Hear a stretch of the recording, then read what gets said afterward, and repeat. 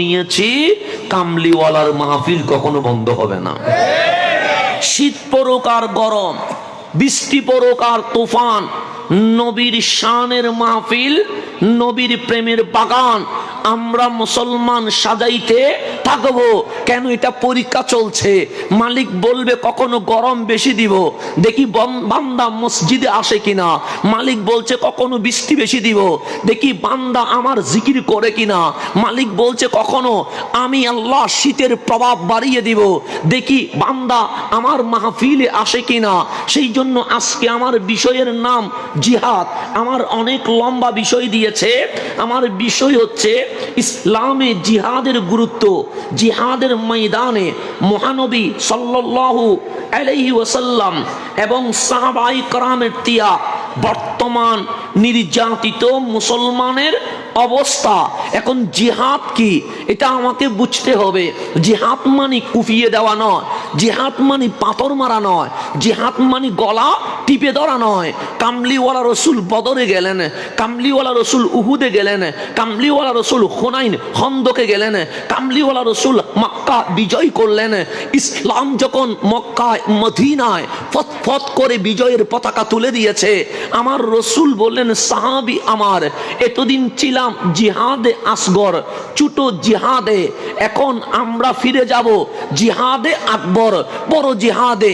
সাহাবায়ে কেরাম অবাক হয়ে গেলেন, ইয়া রাসূলুল্লাহ, বদর যদি জিহাদে আসগর হয়, উহুদ যদি জিহাদে আসগর হয়, আমরা গলা দিলাম, রক্ত দিলাম, জান দিলাম, মাল দিলাম, মান দিলাম, পরিবার দিলাম, সকল কিছু বিসর্জন দিয়ে রক্তের উপর ইসলাম দাঁড়িয়ে আছে।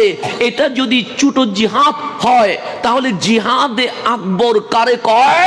আমার কামলিওয়ালা রসুল বলছে আল জিহাদ বিন নফস, নিজের নফসের সাথে জিহাদ করা, এটাই হচ্ছে বড় জিহাদ। কিসের সাথে? নফসের সাথে। যেমন মন বলছে কম্বল আছে, চলো বিছানায় যায়, কলব বলছে বিছানায় নয়, নবীর প্রেমের আসর বসেছে, চলো কামলিওয়ালার মাহফিলে যায়। এটা মারামারি বাজছে কি বাজে নাই? বাজছে। আপনি চাইলে বন্ধুদের সাথে রাস্তায় দাঁড়িয়ে আড্ডা দিতে পারতেন, আপনি চাইলে চায়ের দোকানে বসে বিভিন্ন কথা বলতে পারতেন, আপনি চাইলে কম্বল মোড়ায়া এই কনকনে শীতে মোবাইল দিয়ে নাটক সিনেমা দেখতে পারতেন। কিন্তু মন তো বলছে শীতের প্রভাব বেশি, বের হোস না। মন তো বলছে শীতের প্রভাব বেশি, ঘরের মধ্যে থাক। মন তো বলছে শীতের প্রভাব বেশি, কম্বল দিয়ে মোড়ায়া নিজেকে রেস্ট নেয়। কিন্তু কলব বলছে না না না, এই বেতাগির জমিনে আমার মাওলার জিকির হচ্ছে, এই বেতাগির জমিনে হাবিবুল্লাহর আলোচনা হচ্ছে। কলব বলছে মাহফিলে চলো। এখন ভিতরে যুদ্ধ শুরু হয়েছে, নফস বলে বিছানায় সিনেমায়, কলব বলে মাহফিলে। আপনি নফসের কথা শুনে আপনি বিছানায় শোন নাই, কলবের যুদ্ধে বিজয়ী হয়ে মাহফিলে এসে গেছেন। এই কনকনে শীতে যারা মাহফিলে বসে গেছে, আমার রসুলের হাদিস অনুযায়ী প্রত্যেকেই জিহাদে আকবরে জিতে গেছেন। আমরাও জিহাদে আছি কি নাই? ইসলাম কুফ দিয়ে আসে নাই, ইসলাম গালি দিয়ে আসে নাই। গালি দিলে মানুষ আমার পক্ষে কথা বলবে না, গালি দিলে মানুষ আমার মাহফিলে আসবে না। কারণ আমার রসুল কখনো গালি দেয় নাই, দলিল দিয়েছেন। কি দিয়েছেন? আমরা হেলে সুন্নাত ওয়াল জামাত, আমরা গালি দেই না, আমরা দলিল দিই। কারণ গালি তো সে দিবে যার দলিল নাই। কোরআন তো আমার পক্ষে, বুখারী তো আমার পক্ষে। 1400 বছর পর্যন্ত সমস্ত উলামায়ে কেরাম ওরা তো আমাদের পক্ষে। তো দলিল দিতে দিতে তো আমাদের রাত দিন চলে যায়, গালি দেওয়ার সময় আছে নাই। সেই জন্য আমরা কমেন্টসে কাউরে গালি দেই না, আমরা কাউরে গালাগালি করি না। কিন্তু যাদের দলিল নাই তারাই দেখবেন কমেন্টসে গিয়ে গালি দেয়, কখনো বলে ভণ্ড, কখনো বলে এই, কখনো বলে সেই। কিন্তু আমরা সেগুলো শুনি না। কেন? কারণ আমাদের কান কামলিওয়ালা রসুলের শান শুনতে চায়, আমাদের কান এগুলো শুনতে চাই না। এখন আসেন, আজকে আমার জিহাদটা একটু বোঝানোর জন্য বোঝাচ্ছি। আজকে জিনার ওরস করছেন, রজব মাস, বৃহস্পতিবার 6ই রজব, ছয় রজব কার ওরস? খাজার ওরস। সেজন্য বলি আজ বি হে কালবি রহেগা, আমার খাজার ওরস আমি থাকবো না, আপনি থাকবেন না, কিন্তু খাজার নাম সব সময় আসে না? নাই আছে। খাজাই আজমিরের বড় দুইজন খলিফা আছে, একজনের নাম কুতুবুদ্দিন বখতিয়ার কাকি, আরেকজনের নাম নিজামুদ্দিন আউলিয়া। আছে না? নাই আছে। হিন্দুস্তান তখন তো আর ইন্ডিয়া, বাংলাদেশ, পাকিস্তান, ভুটান এগুলো ছিল না, সবগুলো এক দেশেই ছিল। আমাদের এখানে কোনো নবী রাসূল আসে নাই, আমরা ওলিদের মাধ্যমে ইসলাম পেয়েছি। কথা ঠিক না? আমার খাজা মাইনুদ্দিন যখন আসলেন কোথায়? এই হিন্দুস্তানের জমিনে। এর আগেও অনেকে ইসলাম প্রচারের জন্য এই জমিনে চেষ্টা করেছেন। তখন আপনি দেখবেন বখতিয়ার উদ্দিন খিলজির নাম, মোহাম্মদ গৌরীর নাম, ওরা অনেক চেষ্টা করেছে। খাজা মাইনুদ্দিন এখনো আসে নাই। মোহাম্মদ সুলতান মোহাম্মদ গৌরী, ওনার নাম অনেকেই শুনেছেন। উনি হিন্দুস্তানে অনেকবার অ্যাটাক করেছেন। তখন হিন্দুস্তানের রাজার নাম ছিল পৃথ্বীরাজ। একবার হামলা করে মোহাম্মদ গৌরী হেরে যায়, দ্বিতীয়বার হামলা করে মোহাম্মদ গৌরী হেরে যায়। 10 বার পর্যন্ত জিহাদ করার জন্য মোহাম্মদ গৌরী তরবারি নিয়ে, অস্ত্র নিয়ে, সৈন্য নিয়ে ঢুকেছে। 10 বার পৃথ্বীরাজের কাছে পরাজয় বরণ করছে। এখন মোহাম্মদ গৌরী ভাবে এরকম 2 মাস পর, 3 মাস পর, 5 মাস পর হামলা করে পরাজয় হয়ে কোনো লাভ নাই। এইবার এমন প্রস্তুতি নিব, এমন হামলা করব, ইনশাআল্লাহ মুসলমানের বিজয় চলে আসবে। মোহাম্মদ গৌরী চলে গেলেন নির্জন স্থানে। এখন সৈন্য কালেকশন করছে, কারা আল্লাহর জন্য জান দিবা, কারা নবীর জন্য রক্ত দিবা। এরকম গনে গনে গনে 20,000 সৈন্য পাহাড়ের মধ্যে স্টক করে। আমি যদি এখন যুদ্ধের ময়দানে নেমে যায়, ধরুন বললাম ফিলিস্তিনের জন্য আমি জান দিব, আমি গুলি কিভাবে মারে এটা জানি না, অস্ত্র কিভাবে চালায় এটা জানি না, তো আমার মতো ব্যক্তি ফিলিস্তিনে গিয়ে কোনো লাভ হবে? আমারে তো গুলি একটা মারলেই শেষ। তাহলে আমি ইসলামের কিছু করতে পারবো না। তাহলে আমার ফিলিস্তিনে যাওয়ার আগে আমার ট্রেনিং এর দরকার আছে। ট্রেনিং ছাড়া গিয়ে কোনো লাভ আছে নাই, বরংস যা লাভের সেই ক্ষতি বেশি, কারণ আমি নামলেই আমাকে মেরে ফেলবে। তো এরকম জায়গা তো কোনো লাভ নাই। আগে কি দরকার? ট্রেনিং দরকার। তো মোহাম্মদ গৌরী বলে 20,000 সৈন্য, সবার ইমান তো ঠিক আছে, কিন্তু ট্রেনিং যদি না থাকে, পৃথ্বীরাজের তো সৈন্য বাহিনী আছে, র্যাব আছে, আর্মি আছে, পুলিশ আছে, ওদের ট্রেনিং আছে। আমার বাহিনীর যদি ট্রেনিং না থাকে, গিয়ে কোনো লাভ নাই। 1 লাখ গেলেও তো মরে যাবে। তো সুলতান গৌরী ট্রেনিং এর ব্যবস্থা করেছে, যে পাহাড় ও চীন দেশে গিয়ে ট্রেনিং দিচ্ছে। পৃথ্বীরাজ বলে 2 মাস চলে গেল, মোহাম্মদ গৌরীর বাহিনী তো হামলা করে নাই। 3 মাস চলে গেল, কিরে এই মোহাম্মদ গৌরী তো 2-3 মাস পর পর আমি পৃথ্বীরাজের এখানে হামলা করে দিল্লিতে আসে, কিন্তু এই তো আসে না। 6 মাস চলে গেল, মোহাম্মদ গৌরী আসে না। পৃথ্বীরাজ বললেন সিআইডি কে খবর লাগা, এই মোহাম্মদ গৌরী গেল কই? 6টা মাস চলে গেছে, আর তো হামলার জন্য আসে না। তখন সিআইডি বের হলেন, কোথায় মোহাম্মদ গৌরী? দেখলেন ও গভীর জঙ্গলের ভেতরে 20,000 মুসলমানকে ট্রেনিং দিচ্ছে। এখন সিআইডি যখন সব রিপোর্ট নিয়ে পৃথ্বীরাজকে বললেন, এইবার পালানোর কোনো সুযোগ নাই, কারণ মোহাম্মদ গৌরী পাহাড়ের অচিন দেশে এমন ট্রেনিং দিচ্ছে, 20,000 সৈন্য রেডি। পৃথ্বীরাজ বলল, তাহলে এইবার খেলা মনে করলে হবে না, মস্কারি মনে করলে হবে না, মুসলমানের শক্তি বেশি। 20,000-এর বদলে 20,000 দিলে হবে না, 40,000 দিলেও হবে না, 60,000 দিলেও হবে না। পৃথ্বীরাজ বলেন 90,000 সৈন্য রেডি করো। কয় হাজার? তাহলে মুসলমান 20,000, পৃথ্বীরাজের সৈন্য কয় হাজার? কিন্তু মোহাম্মদ গৌরী তো জানে না। সিআইডি তো নিউজ নিয়ে চলে এসেছে।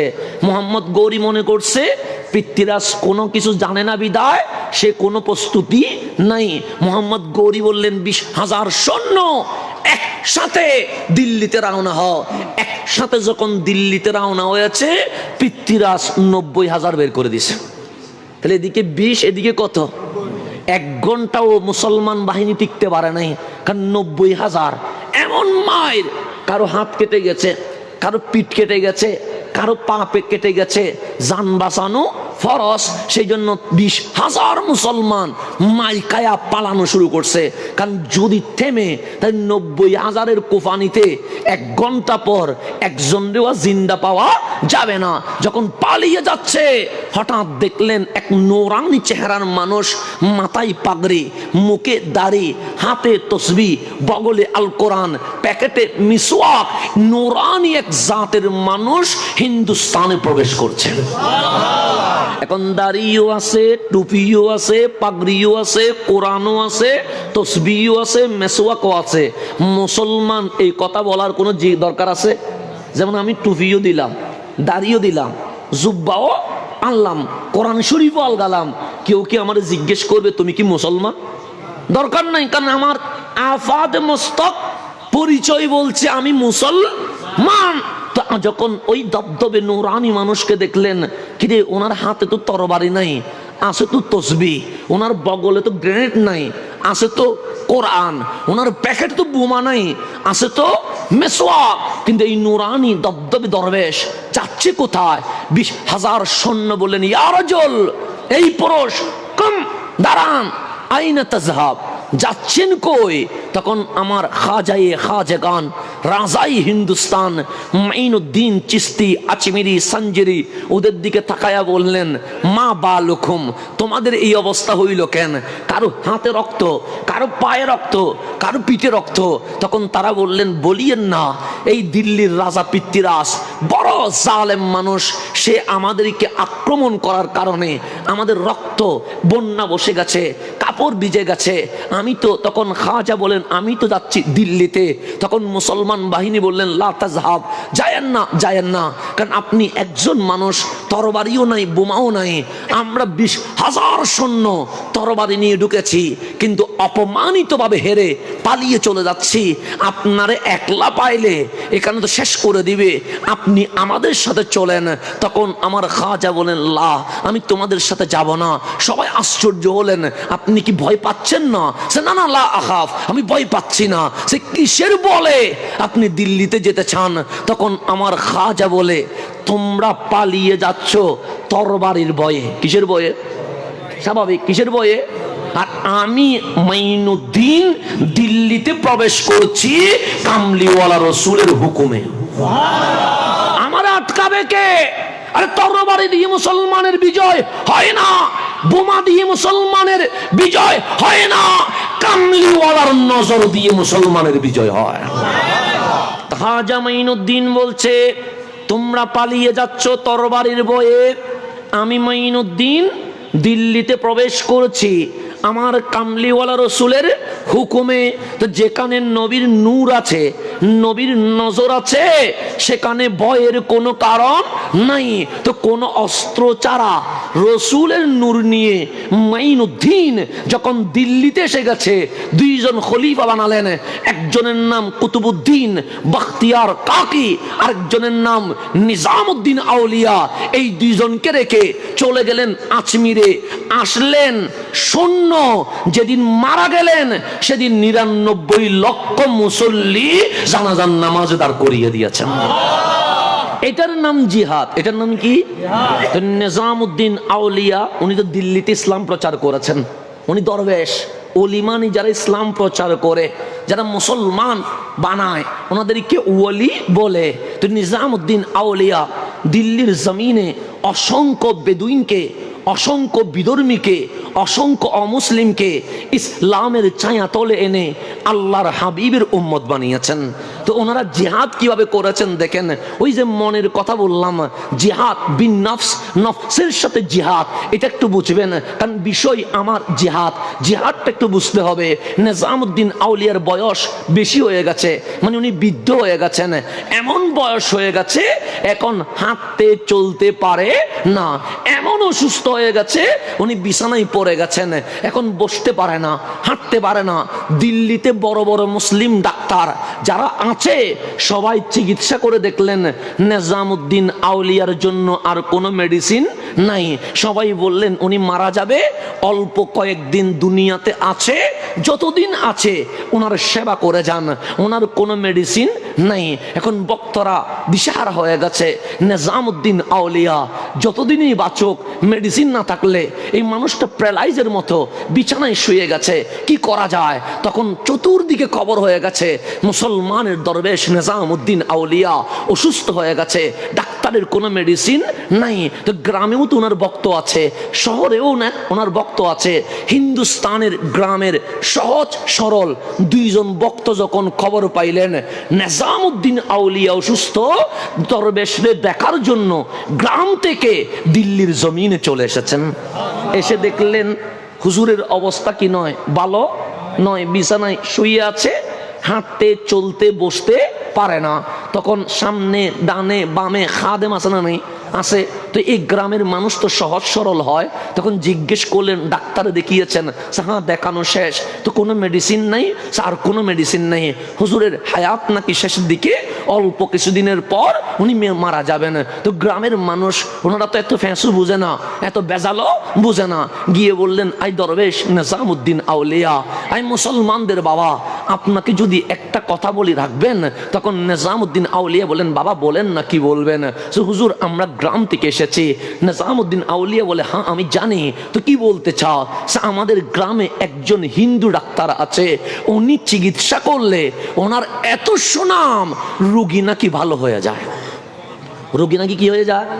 কিন্তু ডাক্তার মুসলমান নয়, ডাক্তার কি? তো হুজুর আমাদের মন বলছে আপনি যদি কষ্ট করে, তখন তার গাড়ি নাই, তখন তার বিমান হেলিকপ্টার নাই, তখন তো ব্যান গাড়ি দিয়ে মানুষের কি চলাচল, গরুর গাড়ি দিয়ে ঘোড়ার গাড়ি দিয়ে চলাচল। তো নিজামউদ্দিন আউলিয়া বাবা যদি আমাদের গ্রামে ওই ডাক্তাররে যদি একবার দেখাইতে পারে, অন্তত মনকে সান্ত্বনা দিতে পারবো যে আমার হুজুর এখানে এসে অল্প মেডিসিনের মাধ্যমে অন্তত কি হয়েছে, ভালো হয়েছে, সান্ত্বনা দিতে পারবো। এখন নিজামউদ্দিন আউলিয়া বলছেন আচ্ছা ডাক্তারের তাহলে বেশি শোনা? হ্যাঁ, উনি রুগী দেখলে রুগী কি হয়, এরকম অনেক ডাক্তারের হাত আছে না নাই? আছে, যার কাছে রোগী কি হয়ে যায়। কিন্তু ডাক্তার মুসলমান নয়, ডাক্তার কি? তো হুজুর বললেন ঠিক আছে যাব, কোনো সমস্যা। এখন ডানে আর বামের খাদেম বলেন হুজুর কি শুরু করলেন? ওই ডাক্তারটা হিন্দু, আপনি হচ্ছেন মুসলমানদের গুরু, আপনি আমাদের বাবা, আপনি এই দিল্লিতে আসার কারণে অমুসলিম মুসলমান হয়েছে। আজ শেষ বয়সে যদি মুসলমানের উস্তাদ, মুসলমানের শিক্ষক, মুসলমানের মুরব্বী, মুসলমানের গুরু যদি হিন্দু ডাক্তারের কাছে যায়, তাহলে হিন্দুস্তানের মুশরিকরা বলবে তোমাদের মুসলমানদের গুরু যে শেষ পর্যন্ত যেই মুসলমান ধর্মের প্রচার করলো ওই ডাক্তার ভালো করতে পারে নাই, হিন্দু ডাক্তারের কাছে যেতে হয়েছে, এটা তো বড় বদনামি হয়ে যাবে। চতুর্দিকে খবর হয়ে যাবে যে মুসলমানদের গুরুর চিকিৎসা মুসলমানরা করতে পারে নাই, করছে এক হিন্দু ডাক্তারে, এটা আমাদের জন্য বদনামি হয়ে যাবে। হুজুর যায়েন না, ডানের খাদেম বলে যায়েন না, বামের খাদেম বলে যায়েন না, পিছনের খাদেম বলে যায়েন না। কিন্তু ওই গ্রামের সহজ সরল মানুষ বলে হুজুর গেলে ভালো হয়। এখন আমার বাবা যদি বলে আমি যাব, আমি ছেলে যদি 1000 বার না বলি, এখানে কোনো কাজ হবে হবে না। তো নিজামউদ্দিন আউলিয়া বললেন তোমরা যাই বলো বলো, আমি শুনবো না, গাড়ি রেডি করো, আমি নিজামউদ্দিন তার কাছে যাব। বক্তরা খুশি হয়ে গেছে। বক্তরা কি কেন? হুজুর কারো কথা শুনে নাই, আমাদের মোহাব্বতের দিকে তাকিয়ে হুজুর আমাদের গ্রামে যাবে, ব্যান গাড়ি নিয়ে আসলো, হুজুরকে ব্যান গাড়িতে তোলা হলো, লং টাইম সফর করে গভীর রাত্রে হুজুর গ্রামে গিয়ে পৌঁছলেন। ওই দুইজন ভক্ত তাড়াতাড়ি ডাক্তার থেকে শিডিউল নিয়ে আসলেন যে আগামীকাল সকাল 10টায় হুজুরকে ডাক্তার কি করবে দেখবে। এখন নিজামউদ্দিন আউলিয়া চলে আসলেন রাত্রে, ফজরের নামাজ পড়ে হালকা খেয়ে একটু ঘুমালেন। 10টার আগে গ্রামের বাড়ি থেকে হুজুরকে বের করে ডাক্তার পর্যন্ত নিয়ে আসা হলো। এখন সিরিয়াল নাম্বার চলছে 1, 2, 3, ঠিক 10টা যখন, তখন নিজামউদ্দিন আউলিয়ার সিরিয়াল নাম্বার পড়ে গেছে। তো ডানে বামের খাদেম আফসোস করতেছে কাল সকালে মানুষকে চেহারা দেখাবো কেমনে, মুসলমানের উস্তাদ, মুসলমানের মুরব্বী শেষ পর্যন্ত হিন্দু ডাক্তারের কাছে আসছে, এটা তো আমাদের জন্য বদনামি হয়ে যাবে। কিন্তু নিজামউদ্দিন আউলিয়ার মুখে হাসি, ওনার মুখে কোনো পেরেশানি নাই।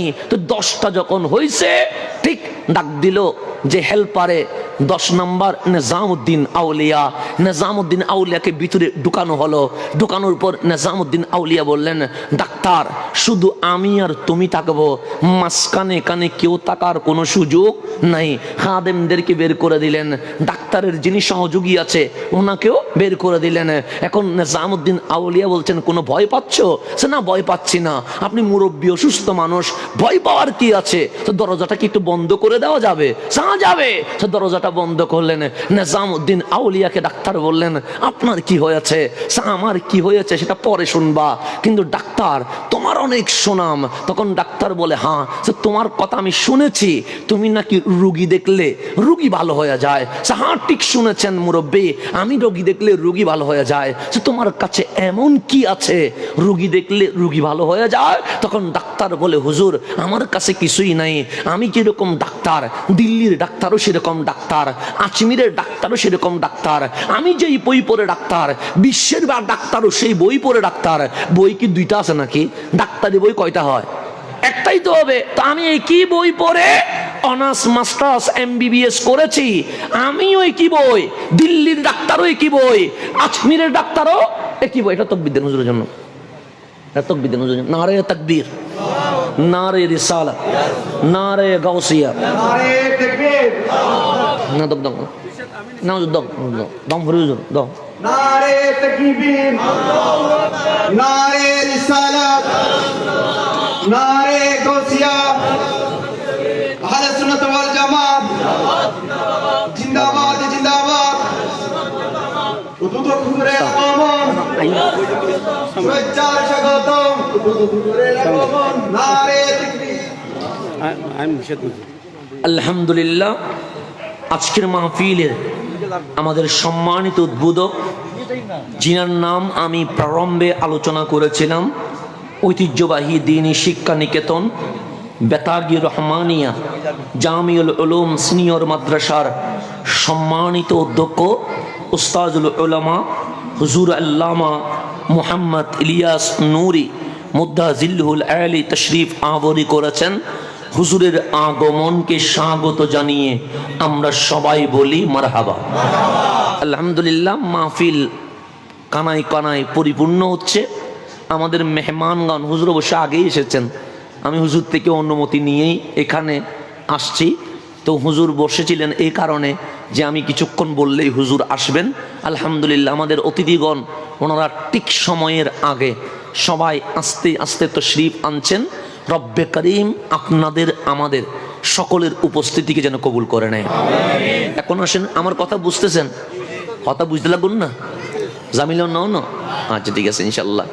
না সিরিঙ্গি হম বলিব না? আচ্ছা কেলে এটা আবার মিডিয়া টিডিয়া গুণ আসো তো, এটা সামনে সিটেঙ্গি হলে তার গুসায় যায়। হয়তো হুজুর বাইরের মানুষও সার সিটেঙ্গি হলে তো কেউ নুবুঝে। হ্যাঁ আল্লাহ এনুজ্ঞ ভাষা হারা দিয়ে কুমিল্লের ভাষা অনুবুঝিবেন, ব্রাহ্মণ বাড়িয়ার ভাষাও অনুবুঝিবেন, রাজশাহী যশোরের ভাষাও বুঝিবেন, ডাহাইয়া পুনরানো ভাষাও বুঝিবেন। কিন্তু আল্লাহ সিটেঙ্গের শুধু এনুজ্ঞ ভাষা দিয়ে গুগলের লিখিলে গুগলের মাথা করে উঠিব। এলাম ভাষা বললে সিটেঙ্গে সেই নবুঝে। তাহলে আমরা সিটেঙ্গে মাহফিল করলে বারোর মানুষ যাতে দেখে এটা তারালে গুসাই হয়। হয়তো অনেকে কোরআন সুন্নাহ শিক্ষণ দে, শুধু সিটেঙ্গে লয় না, সিটেঙ্গে হতাহন আগাও নবুঝি, মাথাও নবুঝি, এই কি হয় গাইলদের না দোয়া করের আল্লাহ তো জানেন। তো এটাল্লাই শুদ্ধ ভাষায় হম পরে দেখিলে বারোর মানুষও সার এসে হম পরে নইলে হয়তো কঠিন বেশি, আমি তুমি সুতরাং কত সিবিদরি হম পরে এতে কি নষ্ট করিয়ে রে শুদ্ধ ভাষা হন, কিন্তু বেশি কঠিন তো এলাম কঠিন ভাষা। আর একটা হইতে এলাকা সিটেঙ্গে মানে স্পিরিটও হয়ে যাবো কেন, সিটেঙ্গে মেদি হন কি নাই, দাড়ি কমা নাই, শুধু হইতে তাইবেন পট ভারী হইতো শুধু এবার দিয়ে সিটেঙ্গে। তো যাক আল্লাহ নিয়ামত দিই আলহামদুলিল্লাহ। সিটেঙ্গে ভাষার ভিতর ভালোবাসা আছে। আম্মা তারা যাতে ননাই হয়ে রাখ দেয়, কুটিটিয়া দিয়ে ভাজা না, এই ননাই মানিক ফুতুন্যে ইকায় ইংরেজি সিটেঙ্গে ভাষাত আছে। ইয়াতুন সুন্দর নিয়ামত এরা আর হরে আছে। হঠাৎ ঠিক সিটাঙ্গে ভাষার সাথে আরবি ভাষার একটা সম্পর্ক আছে। কিসের সাথে? সিটেঙ্গে ভাষার সাথে। এটা একটু বলি, এটা আবার মিডিয়া দেওয়া দরকার নেই, এটা হচ্ছে আমাদের ভালোবাসার কথা। সিটেঙ্গে ভাষার সাথে মিডিয়া ইসলামের একটা কি আছে সম্পর্ক। যদি বলেন কেমনে, যেমন আপনি যদি আমাকে বলেন হুজুর খাবেন, আমি শুদ্ধ ভাষায় বলবো খাবো না। হুজুর যাবেন, আমি শুদ্ধ ভাষায় বলবো যাব না। হুজুর ঘুমাবেন, আমি শুদ্ধ ভাষায় বলবো ঘুমাবো না। কিন্তু সিটেঙ্গে ভাষায় যদি হুজুর লয় খাইবেন না, তখন ওই দিন ন হাইয়ুম, যাইবেন না ন যাইয়ুম, ঘুমাইবেন না ন ঘুমাইয়ুম, ন আগে না পরে? আগে। শুদ্ধ ভাষায় না পরে। আর আমাদের সিডেঙ্গিতে না আগে, ন যাইয়ুম ন খাইয়ুম ন ঘুমাইয়ুম ন মাইজুম বাইকিন গোসল করতেন না, নয়বে আগায় বুঝে, নয়বে পিছিয়ে যাবে আমার সুযোগ নাই। তো সিটাঙ্গি ভাষায় না কেন আগে? আমার বড় আশ্চর্য, কুমিল্লার মানুষও না পরে বলে, সিটাঙ্গি মানুষ ছাড়া সিলেটিরাও না পরে বলে, ঢাকাইয়ারও না পরে বলে, রাজশাহী যশোরও না পরে বলে, শুধু আমরা সিটাঙ্গেরা ন যাইয়ুম ন খাইয়ুম ন মাইজুম ন ঘুমাইয়ুম বাইকিন নয়বে হতে আগে। কিরে ন আগে কেন? তখন আমি কালিমা দেখলাম, লা ইলাহা ইল্লাল্লাহ, লা ইলাহা। আরবির মধ্যে কালিমায় লা নাইবে আগে, সিটেঙ্গেরও নাইবে আগে। কি কালিমা লা নামে লিখি নাইবে আগে, লা ইলাহা ইলা নাই, নাইবে আগে আছে ইল্লাল্লাহ, আল্লাহ ছাড়া কেউ, কিন্তু আল্লাহ ছাড়া কেউ নাই ইবে হইলে না, আল্লাহ ছাড়া কেউ নাই, তখন নাইবে কিসে? লাস্টে। কিন্তু আরবিতে নাই, এটা লাস্টে নাই, লা ইলাহা, লা আগে নাই। এই কালিমার সাথে আমাদের সিটাঙ্গীদের একটা কি আছে? বিশাল একটা মোহাব্বত আছে। কেন? 360 আউলিয়া বলেন, 12 আউলিয়া বলেন, সবাই তো এই চাটগ্রামের জমিন থেকে রওনা হয়েছেন। সেই জন্য ইসলামের সাথে আমাদের একটা কি আছে?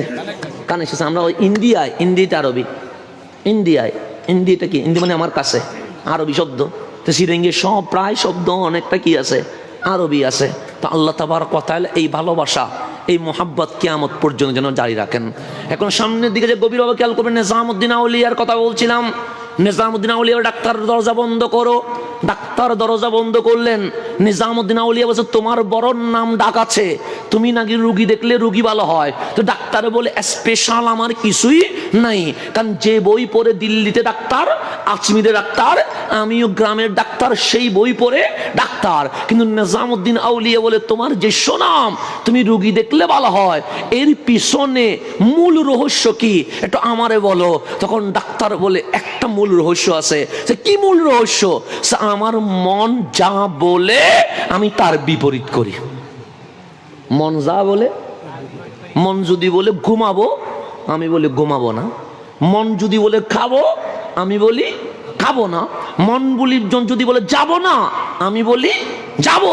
মানে মন যা বলে, মন যদি না বলে আমি বলি হ্যাঁ, মন যদি হ্যাঁ বলে আমি বলি না। হুজুর, আজকে পর্যন্ত আমি মনের কথাই চলি নাই। মন বলছে সিনেমা দেখবো, আমি বলি সিনেমা দেখবো না। মন বলছে নাটক দেখবো, আমি বলি নাটক দেখবো না। মন বলছে প্যাকেজ অনুষ্ঠানে যাব, আমি বলছি আমি যাব না। এক কথাই মন যা বলে আমি তার বিপরীত করি। হ্যাঁ বললে আমি না করি, না বললে আমি হ্যাঁ করি। যেমন অনেকের মন বলছে চায়ের দোকানে বসবো, মনের মতো বসে গেছে। অনেকের মন বলছে ফেসবুক দেখবো, ফজর পর্যন্ত ফেসবুক দেখতে আছে। অনেকের মন বলছে মসজিদে যাব না, সে মনের কথা শুনে ঘরের মধ্যে বসে আছে। এরকম হয় কি হয় না? হয়। আমাদের মন যা বলে আমরা মনের মতো চলি। আর ডাক্তার বলছে না না না, মন যা বলে আমি তার বিপরীত করি। হুজুর, আমার মনে হয় আমার চিকিৎসা, আমি রুগী দেখলে ভালো হয়, এটা আমার পাওয়ার। কিসের? মন হ্যাঁ বললে আমি না করি, না বললে হ্যাঁ করি। তখন হযরত নিজামউদ্দিন আউলিয়া বলছেন, কথা কি ঠিক? কথা ঠিক হুজুর। এই পর্যন্ত জীবনে মন হ্যাঁ বলছে, আমি কিন্তু না করছি, মন না বলছে, আমি কিন্তু হ্যাঁ করছি। তখন নিজামউদ্দিন আউলিয়া বলছে, একটা কথা বলবো, তোমার মন যদি হ্যাঁ বলে তুমি কি না করবা? হ্যাঁ করবো। তোমার মন যদি না বলে তুমি কি হ্যাঁ করবা? হ্যাঁ হ্যাঁ করবো হুজুর, কারণ এটা হচ্ছে আমার নিয়ম, আমার রোগী ভালো হওয়ার পিছনে এটাই কারণ। তখন নিজামউদ্দিন আউলিয়া বলছেন, শোনো, লা ইলাহা ইল্লাল্লাহু মুহাম্মাদুর রাসূলুল্লাহ সাল্লাল্লাহু আলাইহি ওয়াসাল্লাম, আল্লাহ ছাড়া কোনো ইলাহ নাই, আমার কামলিওয়ালা রহমতুল্লিল আলামিন। মন কি বলছে? ডাক্তার বলছে, মন বলছে পড়িস না, পড়িস না। ডাক্তার, তুমি না বলছো মন না বললে হ্যাঁ করো, মন হ্যাঁ করলে না করো। দেখো কালিমা শোনার পর মন বলছে না, তুমি তো বলছো মন না করলে তুমি হ্যাঁ করো। ডাক্তার, দেরি করিস না, কালিমাটা একটু পড়ে ফেল। ডাক্তার কি করিস না? এখন ডাক্তার তো বাজি গেছে, কারণ ডাক্তার কি বলছে, মনে যদি না বলে আমি কি করি, হ্যাঁ করি। এখন নিজামুদ্দিন আউলিয়ার কথাকে ব্যাঙ্গানোর কোনো সুযোগ আছে? হ্যাঁ, তুমি কিন্তু বলছো মনে না বললে তুমি কি করো। তো আমি কালিমা কথা বললাম, তোমার মন বলতেছেন না। ডাক্তার তুমি বলছো তুমি না বললে হ্যাঁ করো, কালিমা পড়ো। তখন ডাক্তার বলে কথা তো ঠিক, আমার মন বলছে না, আমার তো হ্যাঁ করতে হবে। তখন নিজামুদ্দিন আউলিয়ার হাত ধরে বলছেন, বাবা আর অমুসলিম থেকে কি করব, মন যেহেতু না বলছে কালিমাটা আবার পড়ান, আমি কালিমাটা পড়তে চাই। তখন নিজামুদ্দিন আউলিয়ার কণ্ঠে কণ্ঠ মিলিয়ে বললেন, লা ইলাহা ইল্লাল্লাহু মুহাম্মাদুর রাসূলুল্লাহ সাল্লাল্লাহু আলাইহি ওয়াসাল্লাম। বাস এতটুকু কালিমা পড়ার পর এখন হযরত নিজামুদ্দিন আউলিয়া বলেন, ডাক্তার দরজাটা খোলো। দরজা খুললেন, বক্ত দিছে দৌড়, কি হইল কি হইল, আমার হুজুর আমাদেরকে বের করে দরজা বন্ধ করলেন কেন? তখন হুজুর নিজামুদ্দিন আউলিয়া বললেন, গাড়িটা রেডি করো, আমি দিল্লির দিকে চলে যাব। তখন ওনারা বললেন, চিকিৎসা করবেন না? সে চিকিৎসা যেটা করার এটা তো করা হয়ে গেছে। কোন চিকিৎসা? আমি নিজামুদ্দিন নিজের চিকিৎসা করতে আসি নাই, আমি তো ডাক্তারের চিকিৎসা করতে এসেছিলাম। আমি নিজের চিকিৎসা, আমি তো কিছুদিন পরেই চলে যাব, আমার চিকিৎসার এখন দরকার নাই। তার এত সুনাম, সে হাজার রোগীকে ভালো করেছে, কিন্তু সে যদি মারা যায় বেঈমান অবস্থায় জাহান্নামে চলে যাবে। সেই জন্য তার হৃদয়ের চিকিৎসার বড় দরকার। সেই জন্য আমি নিজামুদ্দিন এই অসুস্থ শরীর নিয়ে দিল্লি থেকে গ্রামে এসে হৃদয়ের চিকিৎসা করে তার মুসলমান বানিয়ে দিয়েছে। এটা হচ্ছে আউলিয়া ইকরামের চিকিৎসা, এটা হচ্ছে আউলিয়া ইকরামের মেডিসিন, এটাই হচ্ছে জিহাদ। যেই জিহাদের মাধ্যমে ইসলামের কি হয়, বিজয় আসে। এখন আসেন সামনের দিকে যায়, তো গভীরভাবে খেয়াল করবেন। আমি যেখানে ছিলাম সেখান থেকে চলে যাচ্ছি, জিহাদ আমার আলোচনা। এখন আসেন আমরা মুসলমান, এতে কোনো সন্দেহ আছে? আসেনি? এখানে কি কোনো হিন্দু আসছে, বৌদ্ধ আসছে, সাকমা আসছে, নাস্তিক আসছে? আসে না? আসলে কি মারবেন? যদি আসে, অনেক সময় আমাদের মাহফিলে হিন্দুরা আসতে পারবে, কোনো সমস্যা নাই। ওরা যদি না আসে ইসলামের দাওয়াত দিব কেমনে? কথা ঠিক না? ওরা আসতে হবে তো। এখানে নাস্তিকও আসতে হবে, এখানে বৌদ্ধও আসতে হবে, এখানে সাকমাও আসতে হবে, এখানে যারা সুন্নি নয় তারাও কি করতে হবে, আসতে হবে। না আসলে দাওয়াত দিব কেমনে? সুতরাং আশা লাগবে তো। সেই জন্য আমরা বলি মারামারি নয়, গালাগালি নয়। আসেন এক স্টেজে বসে চায়ের কাপে চুমু দিতে দিতে, ইসলাম কারো বাপের ধর্ম নয়, ইসলাম কারো নানার ধর্ম নয়। ইন্না দীনা ইনদাল্লাহিল ইসলাম, ইসলামের দলিল আছে, ডকুমেন্টস আছে। আসেন আমরা বসে কোরআন সুন্নাহ খুলি, কোরআন সুন্নাহ যার পক্ষে আমরা সবাই তার পক্ষে। আর কোনো ঝামেলা হবে? ঝামেলা হবে না, এটাই হচ্ছে সমাধান। গালি দিয়ে কি হবে? সুতরাং আসেন বসি, আসেন একসাথে চায়ের কাপ নিয়ে বসে। গালাগালি দরকার নাই, আমি জিতবো এটা দরকার। আপনি জিতবেন খেলায়, ইসলামের মধ্যে জিতার দরকার নাই। ইসলামের মধ্যে নিয়ত করবেন যেটা হক সেটা আমরা মেনে নিব। কথা ঠিক আছে না? এখন আমি বলি আমার পক্ষের রায় আমি জিতবো, উনি বলে আমারটা আমি জিতবো, এটা তো মারামারি খাচ্ছ। খাচ্ছিল কিসের? মারামারি। ইসলামে কি আবার জিতবো? ইসলামের মধ্যে মোনাজারা করবেন এই নিয়তে, যেটার রেজাল্ট আসবে কোরআন সুন্নাহর বিনা বাক্যে সেটা মেনে নিব। কারণ ইসলাম কারো বাদ দিয়ে আসে নাই, ইসলাম কোরআন সুন্নাহ দিয়ে এসেছে। আর ঝামেলা হবে? এখন আমরা মুসলমান, এতে কোনো সন্দেহ? অত আজকের মাহফিলে যারা আসছে সবাই কি মুসলমান, এতে কোনো সন্দেহ নাই। এখন আল্লাহর কিছু স্বপ্ন আছে, যেমন এদিকে অনেক যুবক বসছে, যুবকদের অনেক স্বপ্ন আছে না নাই? আছে।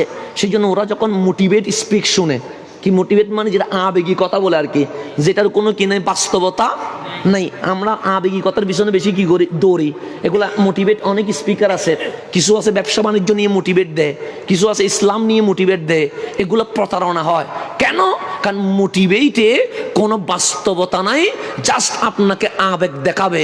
যেমন যিনি ব্যবসার সম্পর্কে মোটিভেট দিবে, উনি এমনভাবে স্পিক করবে, আপনাকে বলবে তুমি উদ্যোক্তা হও, তুমি ব্যবসায়ী হও। এখন সায়েন্সের ছেলে পড়া ছাড়ে দিয়েছে, কমার্সের ছেলে পড়ালেখা ছেড়ে দিয়েছে, আর্টসের ছেলে পড়ালেখা ছাড়ে দিয়েছে, কেন? ও ব্যবসায়ী হবে। কার বক্তব্য শুনে? মোটিভেট স্পিক শুনে। পরে গিয়ে দেখা যায় সব পড়ালেখা বরবাদ করে চায়ের দোকানে চাকরি করে। এরকম আছে না নাই? আছে। আবেগী কথা শুনে দূরবেন না। অনেক সময় আমরা সুন্নিদের মধ্যেও অনেক সমস্যা আছে। কি সমস্যা? আমরা যুবকদেরকে মিথ্যা কথা বলি, যেমন তুমি গুনাহ করেছো সমস্যা নাই, আল্লাহ জান্নাত দিবে, এই কথা বলার অধিকার আমার আছে? নামাজ না পড়ি জান্নাত পাবেন, এরকম কোনো কথা আছে? নাই। তো এগুলো হচ্ছে আবেগী কথা, এগুলোর কোনো কি নাই, ভিত্তি নাই। আপনি এটা আমার বাপের না, তো এটা কোরআন সুন্নাহ দিয়ে বলতে হবে।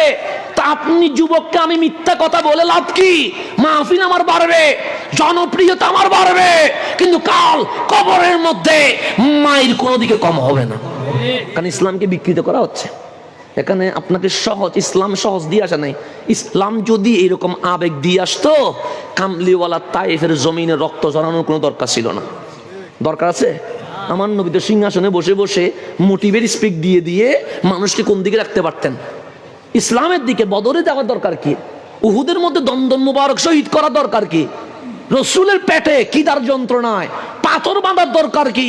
আজকে আমরা যুবকরা অনেক সময় মিসগাইড হয়ে যায়, আমরা আবেগী কথার পিছনে দৌড়ি।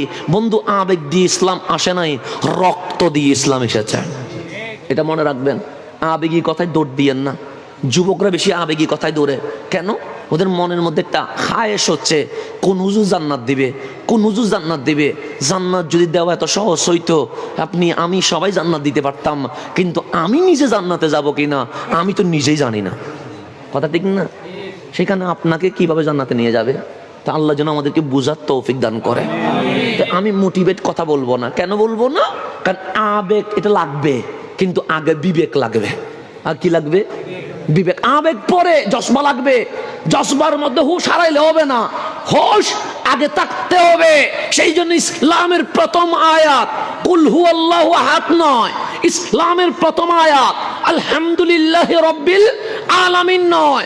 ইসলামের প্রথম আয়াত ইকরা ইকরা ইকরা, পড়ো পড়ো, গবেষণা করো, অজানাকে জানো, বিজ্ঞানকে বিজয় করো। কেন? যত বেশি স্টাডি করবা ইসলাম হক, তত বেশি প্রমাণিত হয়ে যাবে। ইসলামে আবেগের কোনো কি নেই, না আবেগ কিন্তু পরে, কিন্তু আগে কি লাগবে? বিবেক লাগবে। এখন আপনারা বলেন, যুবকরা বলে আর কি, হুজুর শর্ট ভিডিও, কি ভিডিও? টিকটক 1 মিনিট দিয়ে ইসলাম বোঝান, 3 মিনিট দিয়ে ইসলাম বোঝান। তো 1 মিনিট আর 3 মিনিটে যদি ইসলাম বোঝানো যাইতো, আল্লাহ কোরআন কি একদিনে নাজিল করছে? 1 ঘন্টায় নাজিল করছে? 1 মাসে নাজিল করছে? 40 বছর শুধু রসুলকে দেখাইছে। কয় বছর? এটাও কোরআনের অংশ। আপনি আবার এটা বললে হবে না 40 বছর পরে থেকে মানবো না, এটা বলার কোনো সুযোগ নাই। 40 বছর রসুলকে দেখাইছে। কেন? তুমি রসুলের হাঁটা দেখো, তুমি রসুলের বসা দেখো, তুমি রসুলের কথা দেখো, তুমি রসুলের হাসি দেখো, তুমি রসুলের কান্না দেখো, তুমি রসুলের কথা বলার স্টাইল দেখো, তুমি রসুলের লেনদেন দেখো, তুমি রসুলের চাকরি দেখো, তুমি রসুলের ব্যবসা দেখো, তুমি রসুলের বিয়ে দেখো, তুমি রসুলের সংসার দেখো। 40 বছর দেখার পর আমার আল্লাহ বলছেন সবার ভুল আছে কিনা? সবাই বলেন হ্যাঁ ভুল আছে। আমার নবীর কোন ভুল আছে কিনা? মক্কার মানুষ বলে ভুল যদি পাইতাম তাহলে আল আমিন তো বলতাম না, ভুল যদি পাইতাম আসাদিক তো বলতাম না। তখন আল্লাহ বলেন হাবিব, আপনার জন্য লাকাদ লাবিস্তু ফীকুম উমরা, 40 বছর যেই জিন্দেগি মাসুমিয়ত, এই মাসুমিয়ত আমি আল কোরআনের দলিল বানিয়ে দিয়েছে। 40 বছর, 40 বছর, এরপর 23 বছর মিলে কি আসছে? কোরআন আসছে। তাহলে 1 মিনিটে ইসলাম বোঝা যাইলে 23 বছর লাগাইতো আল্লাহ। 40 বছর আগে রসুল দেখাইছে, বাকি 23 বছরে মুহুরে মুহুরে করে মালিক কখনো 1 আয়াত, কখনো 5 আয়াত, কখনো 1 সূরা, অবস্থাকে প্র্যাকটিক্যাল শানে নুজুল দিয়ে দিয়ে মালিক আয়াত নাজিল করিয়েছে। কেন? কারণ সহজে ইসলাম যদি বোঝা যাইতো 800 কোটি মানুষ ঈমান আনছে মাত্র 200 কোটিরও আরো কম। কথা ঠিক না? সেই জন্য আবেগী কথায় দৌড়ানো যাবে না, বিবেক দিয়ে দৌড়বেন। হুজুর কোরআন দিয়ে কথা কি বলে কিনা দেখবেন, হুজুর হাদিস দিয়ে কথা বলে কিনা দেখবেন, হুজুরের বক্তব্যে রেফারেন্স আছে কিনা এটা দেখবেন। এমনিতে পিছনে দৌড়ার কোনো দরকার নাই। এখন আসেন, আমরা মুমিন, এতে কোনো সন্দেহ আছে নাই। এখন আমাদের এইম ইন লাইফ আছে, আমাদের সামনে এগিয়ে যাওয়ার স্বপ্ন আছে। যেমন হুজুর একটা মাদ্রাসার অধ্যক্ষ, যখন ক্লাস 5-এ ক্লাস 6-এ ছেলেরা ভর্তি হয়, তখন একটা রচনা লিখায় এইম ইন লাইফ, তুমি কি হতে চাও? তোমার ভবিষ্যৎ স্বপ্ন কি? তখন কেউ লিখে ইঞ্জিনিয়ার হব, কেউ লিখে ডাক্তার হব, কেউ লিখে লয়ার হব, কেউ লিখে এমপি হব, কেউ লিখে চেয়ারম্যান হব, কেউ লিখে আলেম হব, কেউ লিখে বক্তা হব। তো একটা স্বপ্ন মানুষের আছে না নাই? এখন মুরব্বীরা যদি জিজ্ঞেস করি আপনার স্বপ্ন কি, উনি হাসি দিয়ে বলবে বাবা দাড়ি চুল পেকে গেছে, স্বপ্ন নাই। তবে একটা স্বপ্ন আছে। কি স্বপ্ন? সে একটু দোয়া করে দেন। কি দোয়া করবো? আমার ছেলেটা যেন মানুষের মতো মানুষ হয়। তাহলে বাবারও তো স্বপ্ন আছে না নাই? আছে, সবার স্বপ্ন আছে। এখন আমার স্বপ্নের কথা আপনারে বললাম, আপনার স্বপ্নের কথা আমারে বললেন। আমার মালিক বলছে আমি আল্লাহ আমার স্বপ্নের কথা কখনো জিজ্ঞেস করিস নাই কেন? তখন আমরা বললাম আল্লাহ তোমার কি আবার স্বপ্ন থাকতে পারে? তুমি তো ইন্নাল্লাহ আলা কুল্লি শাইইন কাদির, তুমি তো কুন ফায়াকুনের শক্তিধর, তুমি তো কাদের মতলব, তোমার আবার কিসের স্বপ্ন? আল্লাহ বলে হ্যাঁ আমারও তো স্বপ্ন আছে। মালিক বলবা নেই? আল্লাহ বলে অবশ্যই তোদেরকে বলবো। বল না আমার নবীটা কে দিয়েছে? তখন আমরা বললাম কাদ জাআকুম মিনাল্লাহি নূর, নবীটা তো তুমি আল্লাহই দিয়েছো। আমার মালিক বলে কোরআন কি পেয়েছিস? আমরা বললাম হ্যাঁ কোরআন পেয়েছি। কোরআনটা কে দিয়েছে? আমরা বললাম মুনাজ্জিলুম মিনাল্লাহি তাবারাক ওয়া তাআলা, এই কোরআনটা আমার মালিক নাজিল করেছে। আমার মালিক বলে ইসলাম কি তোরা পেয়েছিস? আমরা বললাম হ্যাঁ পেয়েছি। ইসলাম কে দিয়েছে? আমরা বললাম ইন্নাদ-দীনা ইনদাল্লাহিল ইসলাম, ইসলাম তো আমার মালিক দিয়েছে। কোরআনও দিছে আল্লাহ, নবীও দিছে আল্লাহ, ইসলামও দিছে আল্লাহ। আল্লাহ বলে আমি না দিলে কি হইতো, কিন্তু দেওয়ার পিছনে আমার একটা স্বপ্ন আছে। মালিক তোমার স্বপ্ন কি? আমার স্বপ্ন হচ্ছে আমার বান্দা নবীর কদমে এসে নবীর উম্মত হইয়া আল কোরআনকে বুকে ধারণ করে চুল থেকে নখ পর্যন্ত ইসলামী অনুসরণ অনুকরণ মেনে নিলে আমার স্বপ্ন হচ্ছে লিইখরিজান নাস মিনা জুলুমাতি ইলান নূর, বান্দা জাহান্নামের দরজায় দাঁড়িয়ে গেছে। মালিকের স্বপ্ন হচ্ছে জাহান্নামের দুয়ার থেকে বান্দারে তুলে জান্নাতের মালিক বানিয়ে দেওয়া। এটা স্বপ্ন কার? আল্লাহ। সেই জন্য আল্লাহ এত কিছু বললেন, না হলে দরকার ছিল না। আমি নামাজ না পড়লে আমার আল্লাহর কি ক্ষতি হবে? আপনি নামাজ পড়লে আপনার আল্লাহর কি লাভ হবে? আল্লাহ বলে আমার কোনো লাভ নাই, লাভ লস তো শুধু তোরই হয়। সেই জন্য আল্লাহ বলছেন ওয়াল আসরি ইন্নাল ইনসানা লাফি খুসরিন, লাফি খুসরিন। তুমি নামাজ পড়ো নাই, আল্লাহর কোনো ক্ষতি হয় নাই। তুমি রোজা রাখো নাই, আল্লাহর কোনো ক্ষতি হয় নাই। তুমি সিনেমা দেখেছো, আল্লাহর কোনো ক্ষমতা কমে যায় নাই। তুমি জেনা করেছো, আল্লাহর কোনো লস হয় নাই। ইন্নাল ইনসানা লাফি খুসরিন, তোমার ক্ষতি হয়েছে, তোমার ক্ষতি হয়েছে। এই কথা বলতে গিয়ে আল্লাহ ওয়াল আসরি, আসরের কসম। সেখানে আসর বলার দরকার কি ছিল? অন্য কিছু বলতেন না, না আল্লাহ ওয়াল আসরি বলবো কেন? দিন শেষ, রাত শুরু, এটার নাম আসর। সূর্য ডুবে গেছে, চাঁদ উঠবে, এটার নাম আসর। কেন? তুমি যখন দুনিয়াতে আছো তোমার কাছে মনে হচ্ছে এটা সোনালি ফক ফক করছে, কিন্তু এটার পর যে কবরটা আছে রাতের মতো অন্ধকার হয়ে থাকবে। কিন্তু এই কবরকে যদি তুমি নুরানি বানাইতে চাও, সিনেমা নয়, নাটক নয়, জেনা নয়, ওয়াইলামু আন্না ফিকুম রাসূলুল্লাহ, তোমাকে অবশ্যই কামলিওয়ালা নবীর কদমে আসতে হবে। এই কদম ছাড়া কোনো উপায়। তাহলে আমরা মুমিন, এতে কোনো সন্দেহ আছে? তাহলে মুমিন মানে সর্বপ্রথম আকীদা লা ইলাহা ইল্লাল্লাহ, আল্লাহ ছাড়া কোনো মাবুদ। এটা কয় নাম্বার আকীদা? এরপর 2 নাম্বার আকীদা হচ্ছে মুহাম্মাদুর রাসূলুল্লাহ সাল্লাল্লাহু। এরপর নামাজ, রোজা, হজ, যাকাত এগুলো আমল আসছে, কথা ঠিক না?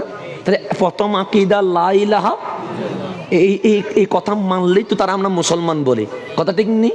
এই কথা যদি না মানে তার কি আমরা মুসলমান বলবো? এখন আসেন, কোরআনটা দিয়েছেন কে? কোরআন মানে বান্দার সাথে আল্লাহর কথা, এটার নাম কোরআন, এটার নাম কিতাবুল্লাহ, কথা ঠিক আছে না?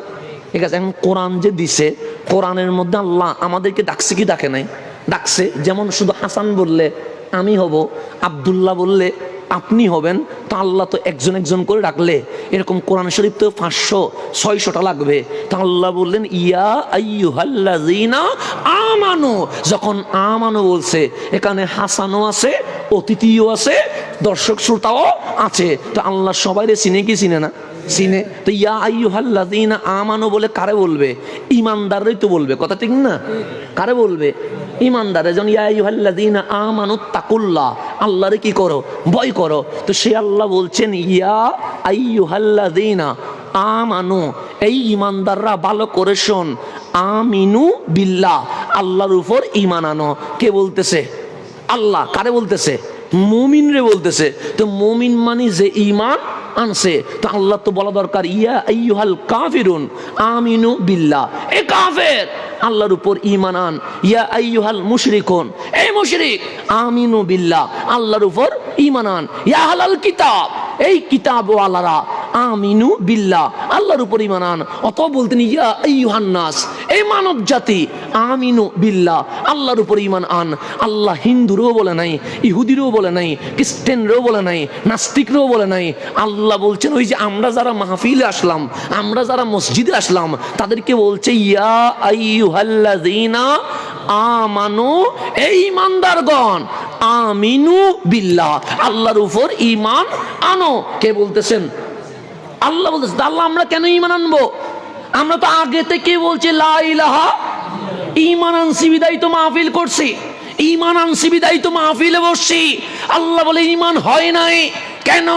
আমাদের বিশ্বাস যেখানে কেউ দেখে না সেখানে আল্লাহ দেখে। কি দেখে না? দেখে। এই বিশ্বাস আছে না নাই? আছে। এখন আমি অশ্লীল ভিডিও দেখবো, ডানে দেখলাম কেউ নাই, বামে দেখলাম, আস্তে করে ক্লিক করে ঢুকে গেলাম কোথায়? ঈমান আছে? তা আপনাদের বিশ্বাস করছিলেন কেউ যেখানে দেখে না আল্লাহ সেখানে। তো এই বিশ্বাস যদি থাকে, আপনি অশ্লীল ভিডিও দেখতে পারবেন? আমি জেনার পড়ে গেলাম, ডানে দেখলাম বাবা নাই, বামে দেখলাম মা নাই, পিছনে দেখছি ভাই নাই, সামনে দেখি বোন নাই, জেনা করা শুরু করে দিচ্ছি। এখন আপনার বিশ্বাস কি যেখানে কেউ দেখে না সেখানে কে দেখে? তা আল্লাহ যদি দেখে মনে করেন জেনা করা যাবে? এখন মদ নিলেন, দেখলেন সামনে মুরব্বী নাই, বামে বড় ভাই নাই, মদ খাওয়া শুরু করলেন। তো আপনি মুসলমান লা ইলাহা ইল্লাল্লাহ বলছেন, বড় ভাই যেখানে দেখে না, মুরব্বী যেখানে দেখে না সেখানে আল্লাহ দেখে কি দেখে না? দেখে। তো আমরা ঈমান আনি মদ খায়, আমরা ঈমান আনি জেনা করি, আমরা ঈমান এনে অন্য মানুষের দালালি করি, আমরা ঈমান এনে দুনিয়ার আকাম কুকাম সবগুলো করি। আল্লাহ বলে এটার নাম তো ঈমান নয়, এটার নাম তো দুকাবাজি। সেই জন্য আল্লাহ বলে ইয়া আইয়ুহাল্লাযীনা আমানু, অর্ধেক অর্থাৎ আদাইনি ঈমানদারের আল্লাহ বলে দরকার নাই, আমিনু বিল্লাহ, আল্লাহর উপর নতুন করে ঈমান এনে তুমি আবার মুসলমান হয়ে যাও। কে বলতেছে? আমার কথা বুঝতেছেন? কঠিন হয়ে যাচ্ছে কোনো? হ্যাঁ, কঠিন হইলেও বুঝতে হবে, কারণ ইসলাম তো এটা বুঝতে হবে। এখন গভীরভাবে খেয়াল করবেন, আল্লাহ আমাদেরকে বলছেন ঈমান আনো। কার উপরে? আল্লাহর উপরে। কেন? আমরা মুসলমান, কিন্তু আমরা অর্ধেক মুসলমান। সেই জন্য ব্রাজিলের আর্জেন্টিনার খেলা চললে আমরা 3টা বাজে রাত্রে দাঁড়িয়ে গ্যালারিতে খেলা দেখি, ফজরের আজান দিলে আমরা মসজিদে আসতে পারি না। কথা ঠিক না? আজকে যে আমরা বলছি ফিলিস্তিন জিতে যাক, ফিলিস্তিন বলতেছি না, মোনাজাত করতেছি তো। আচ্ছা একটু আমার কথা বুঝেন, এখানে ওলামায়ে কেরাম আছে, আমি আগে মাফ চেয়ে নিচ্ছি। আমার কথাটা যদি বাস্তবতার সাথে মিলে হ্যাঁ বলবেন, না মিললে হ্যাঁ বলার কোনো দরকার। আচ্ছা এই ফিলিস্তিনের আগে ইরাক যুদ্ধ হয়েছে কি হয় নাই? আমরা কি দোয়া করছি? ইরাক জিতে যাক, আমেরিকা নিপাত যাক, বলছি কি বলি নাই? তো এখানে বাংলাদেশের মুসলমানরাও দোয়া করছে, হিন্দুস্তানের মুসলমানরাও, পাকিস্তানের মুসলমানরাও, সারা বিশ্বের মুসলমান সুখের পানি ছেড়ে দিয়ে বলছেন ইরাক জিতে যাক, আমেরিকা। কিন্তু বাস্তব কি হইল? ইরাক নিপাত গেছে, আমেরিকা জিতে গেছে। কথা ঠিক না? তো এতগুলো মানুষের কান্না আল্লাহর দরবারে কি কবুল হয় নাই? এতগুলো মানুষের মোনাজাত মালিক কি কবুল করে নাই? কবুল করবে কেমনে? যেমন আমি বোঝানোর জন্য বলি, যখন ইরাক আমেরিকা যুদ্ধ চলতেছে, বেতাগির মসজিদে মসজিদে ইরাক জিতার জন্য দোয়া মাহফিল করছেন কি করেন নাই? করছেননি? আমি বোঝার জন্য বলছি। ধরেন আপনাদের মসজিদে দোয়া মাহফিল, কি মাহফিল? কিসের দোয়া? ইরাক জিতে যাক, আমেরিকা নিপাত যাক। এখন কি মাহফিল হবে? দোয়া মাহফিল। আমরা এসে নফল নামাজ পড়লাম, আমরা এসে কোরআন তেলাওয়াত করলাম, আমরা এসে দুরুদ সালাম পড়লাম। এখন দোয়া চলছে। কি চলছে? দোয়া। হঠাৎ আমি হাত তুলে দিছি, আমিও কান্না করতেছি, আপনারাও কি করতেছেন? কান্নার মূল বিষয় কি? ইরাক জিতে যাক, আমেরিকা নিপাত যাক। হঠাৎ করে দেখলাম ও আসলো। কে আসলো? তোমার নাম কি? মামুন। মামুন নেই? হ্যাঁ, ধরেন মামুন আসলো, এসে বলেন হুজুর একটু অপেক্ষা করেন। কি করেন? মোয়াজাতের মধ্যে হঠাৎ আমরা সুখের পানি ছেড়ে দিয়েছি, বলছি ইরাক জিতে যাক, আমেরিকা নিপাত যাক, হেরে যাক। হঠাৎ মামুন এসে বলছেন হুজুর থামেন। আমি থেমে বললাম মামুন কি হয়েছে? মামুন বলছে হুজুর এখন খবর আসছে আমেরিকা থেকে 100টা ভিসা আসছে। কোত্থেকে আসছে? আমেরিকা থেকে। আচ্ছা এই যে উয়াসি যখন বললো আমেরিকা থেকে কয়শো ভিসা, আর মজার সামনের দিকে যাচ্ছে। এখন আমি বললাম মামুন 1 নাম্বার আমার নাম লেখ। বলবো না? এখন আপনাদের মধ্যে মুসলিমদের মারামারি হয়ে গেছে কে যাবে আমেরিকায়। তো মনে বলতেছে আমেরিকা, মুখে বলতেছি ইরাক। মালিক বলে মুনাফিকের মোনাজাত কবুল হয় কেমনে? কথা ঠিক না? আমেরিকা যাইতে চাই না কে? চাইতে বলুন তো। মনের ভিতরে আমেরিকা, মনের ভিতরে কি? মামুন যদি বলে 120 চলে আসছে, আর আমার মোনাজাত সামনে যাচ্ছে না, আমি বললাম 1 নাম্বার আমার নাম লিখে রাখো। এখন বাকি আছে 99 জন। 1000 মানুষের মধ্যে কে যাবে আমেরিকায়? মারামারি বেজে যাবে। তো মনে আমেরিকা লালন পালন, আর মুখে বলছেন নিপাত যাক, নিপাত যাক, নিপাত যাক। যত দোয়া বাড়াইছেন ইরাকের তত মাইর বেশি বাড়ছে। কারণ মুনাফিকের দোয়া কবুল কেমনে? মুনাফিকের দোয়া কবুল হবে? আজকে আমাকে বিষয় দিয়েছেন জিহাদ বলতে হচ্ছে। বিষয় দিয়েছেন কিসে? জিহাদ। মুনাফিক দিয়ে কি হবে? আমাদের অন্তরে লালন করি লাল পাসপোর্ট কখন পাবো? আমাদের অন্তরে লালন করি বাচ্চারা যদি আমেরিকায় জন্ম দিতে পারে। আমাদের মনের মধ্যে লালন করছি আমেরিকার মধ্যে যদি একটু বসা বসের জায়গা হয়। তো যেই মুনাফিক এরকম মুনাফিক সিটিংগিরি করে করে মালিকের কাছে দোয়া করতেছে ইরাক জিতে যাক, আমেরিকা নিবাস যাক, আমেরিকা নিবাস যাক। আল্লাহ মুখে বলতেছস ইরাক জিতে যাক, আর মনে মনে স্বপ্ন দেখতেছস ইরাকের ভিসা দিলে তো ইরাকে যাবি না, যাইতে তো বসিয়ে আছস আমেরিকায়। তো জিতবে কেমনে? জিতার তো কোনো সুযোগই নাই। সেই জন্য আমাদের দোয়া কবুল হচ্ছে না, কারণ আমরা মুনাফিক। আমরা কি? বাস্তব কথা বলতে হবে, কারণ অন্তরে আমেরিকার স্বপ্ন আছে না নাই? আছে, আমার ভিতরেও আছে, আপনার ভিতরেও আছে, সবার ভিতরে আছে, নাই কার ভিতরে? তো সুতরাং আল্লাহ এই অন্তর দিয়ে মোনাজাত কখনো কবুল করবে। এখন গভীর ভাবে খেয়াল করবেন, আল্লাহ বলছেন ইয়া আইয়ুহাল্লাযীনা আমানু আমিনু বিল্লাহ, তোমরা আল্লাহর উপর ঈমান আনো। তা আল্লাহ কেমন ঈমান চায়? আমার আল্লাহ বলছেন ইয়া আইয়ুহাল্লাযীনা আমানু দুখুলু ফিস সিলমে কাফা। 16 ডিসেম্বর আসছে, তুমি ডেক্স বাজায়া হিন্দি গান দিয়ে নাচবা, ওই রকম মুসলমানের কোনো দরকার নাই। 31 ডিসেম্বর আসছে, এই 31st নাইট দিয়ে কক্সবাজারকে উলঙ্গ করবা, ওই রকম মুসলমানের কোনো দরকার নাই। আল্লাহ বলে আদাইনে মুসলমান, অর্ধেক মুসলমানের কোনো দরকার নাই। তুমি বলছো মুমিন, তোমার চুল কাটে নেইমারের মতো। তুমি বলো মুমিন, তোমার ড্রেস হয় সালমান খানের মতো। তুমি বলো মুমিন, তোমার কাপড় হয় বিজাতিদের মতো। আল্লাহ বলে উদখুলু ফিস সিলমে কাফা, উপরে মুমিন দাবি করে চুল থেকে নখ পর্যন্ত বেঈমানের চরিত্র নিজের মধ্যে আট করে, ওই রকম মুসলমানের কোনো দরকার নাই। সেই জন্য আল্লাহ বলছে যদি তোমাদের মুরতাদ হতে মন চায় হয়ে যাও, আমি আল্লাহর কোনো দরকার নাই। সবাই যদি ইসলাম থেকে বের হয়ে যায়, আমি আল্লাহর কোনো দরকার নাই। আমি এমন একটা কওমকে, এমন একটা সম্প্রদায়কে আমার জন্য কবুল করব যারা আমি আল্লাহরে ভালোবাসে, আমি আল্লাহ তাদেরকে ভালোবাসি। শুধু তারা আর আমি, এর মাঝে মাঝখানে কাউরে রাখবো না। সেই জন্য মালিক আপনার খুঁজে নাই, মালিক আপনারে ডাকে নাই। আল্লাহ যদি আপনারে ভয় দেখাতো, যেমন মুসা আলাইহিস সালাম বলছিলেন লা ইলাহা ইল্লাল্লাহ, বনি ইসরাইল মান আল্লাহ এক, মান আল্লাহ এক। বনি ইসরাইল বলছেন লান নুমিনা লাকা হাত্তা নারাল্লাহ জাহরা।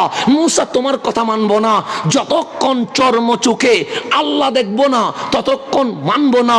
মালিক বলে আমি দেখা দিলে হিন্দুও তো ঈমান আনবে, বৌদ্ধও তো ঈমান আনবে, সাকমাও তো ঈমান আনবে, নাস্তিক যে ধর্ম মানে না সেও দৌড়াইয়া বলবে আল্লাহ এক। আমি দেখা দিব না, কারণ দেখা দিলে দুইটা কারণ হবে, এক কেউ ভয়ে ঈমান আনবে, দুই কেউ লোভে ঈমান আনবে।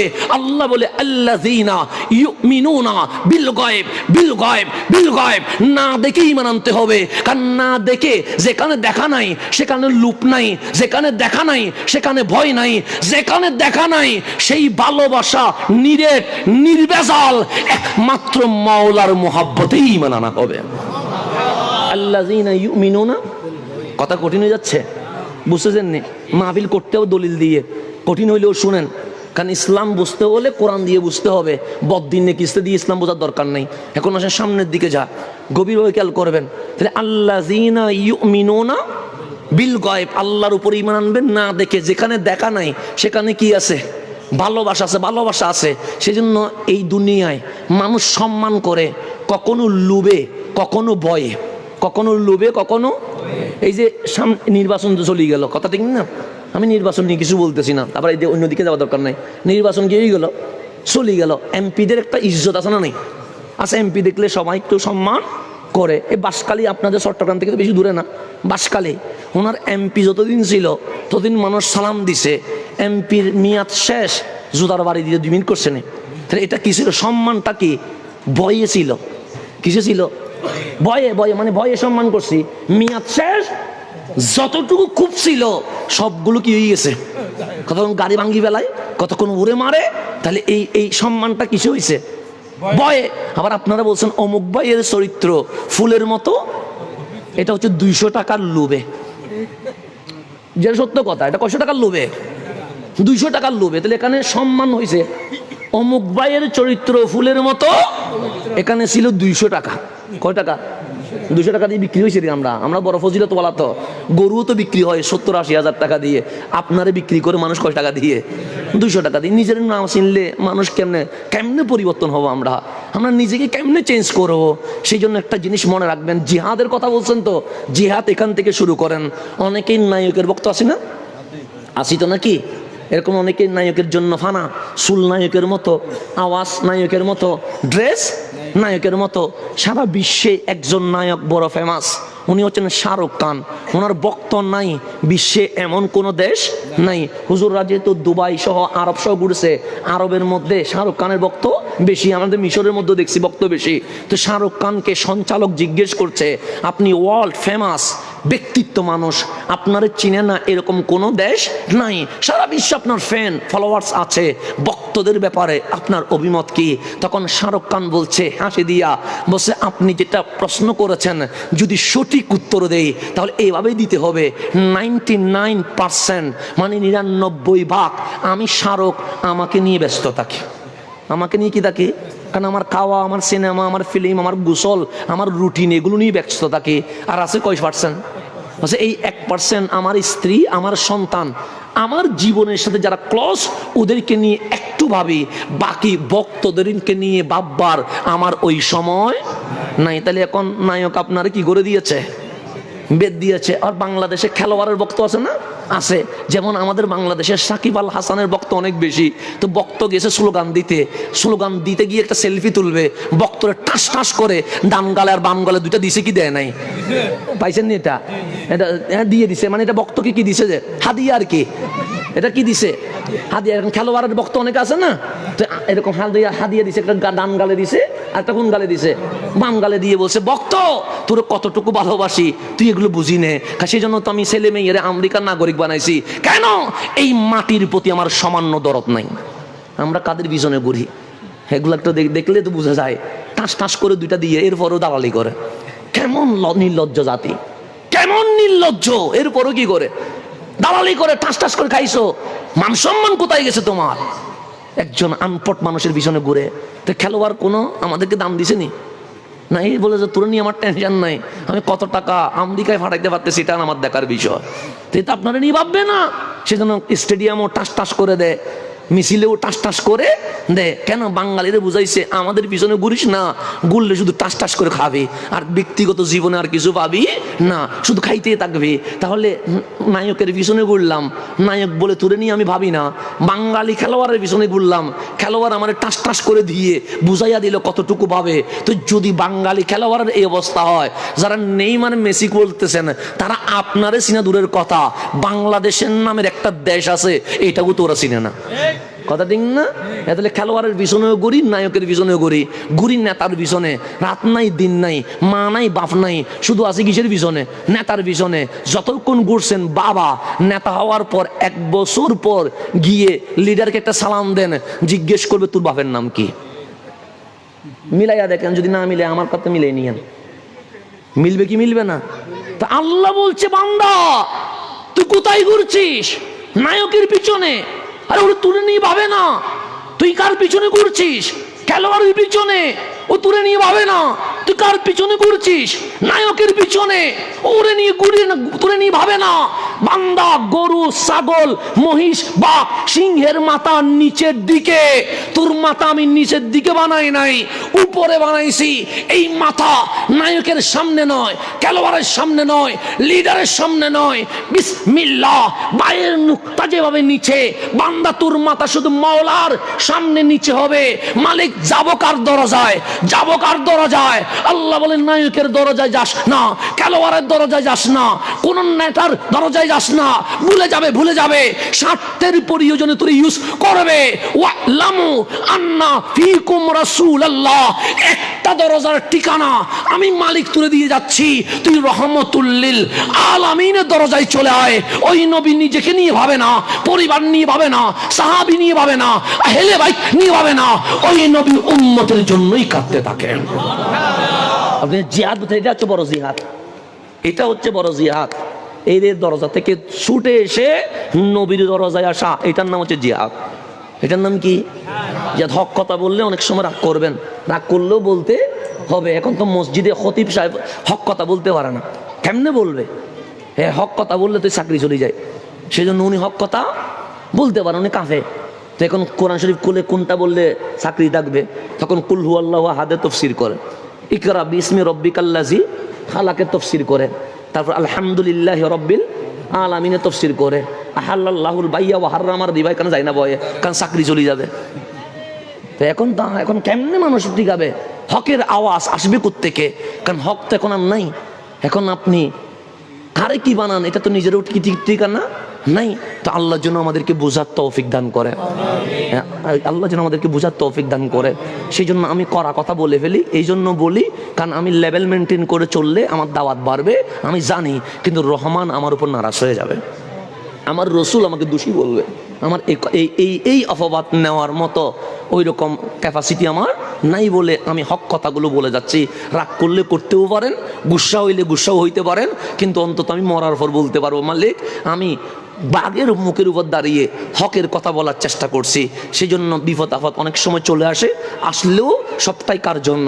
আল্লাহ এবং রসুলের জন্য হবে, অন্য কারোর জন্য দুনিয়াদারি করার কোনো দরকার নাই। এখন আসেন সামনের দিকে যায়, তাহলে আল্লাহ বলছেন ইয়া আইয়ুহাল্লাযীনা আমানু দুখুলু ফিস সিলমে কাফা।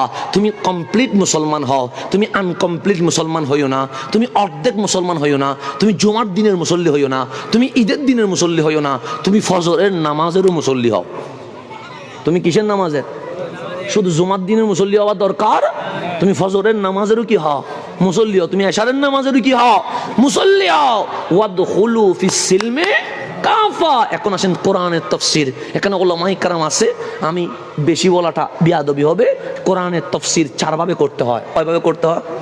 চার ভাবে। কিসসা কাহিনী দিয়ে না। কোরআনের তাফসীর, এক নম্বর তাফসীরুল কুরআনি বিল কোরআন, কোরআন দিয়ে কোরআনের তাফসীর, এক আয়াত দিয়ে আরেক আয়াতের তাফসীর।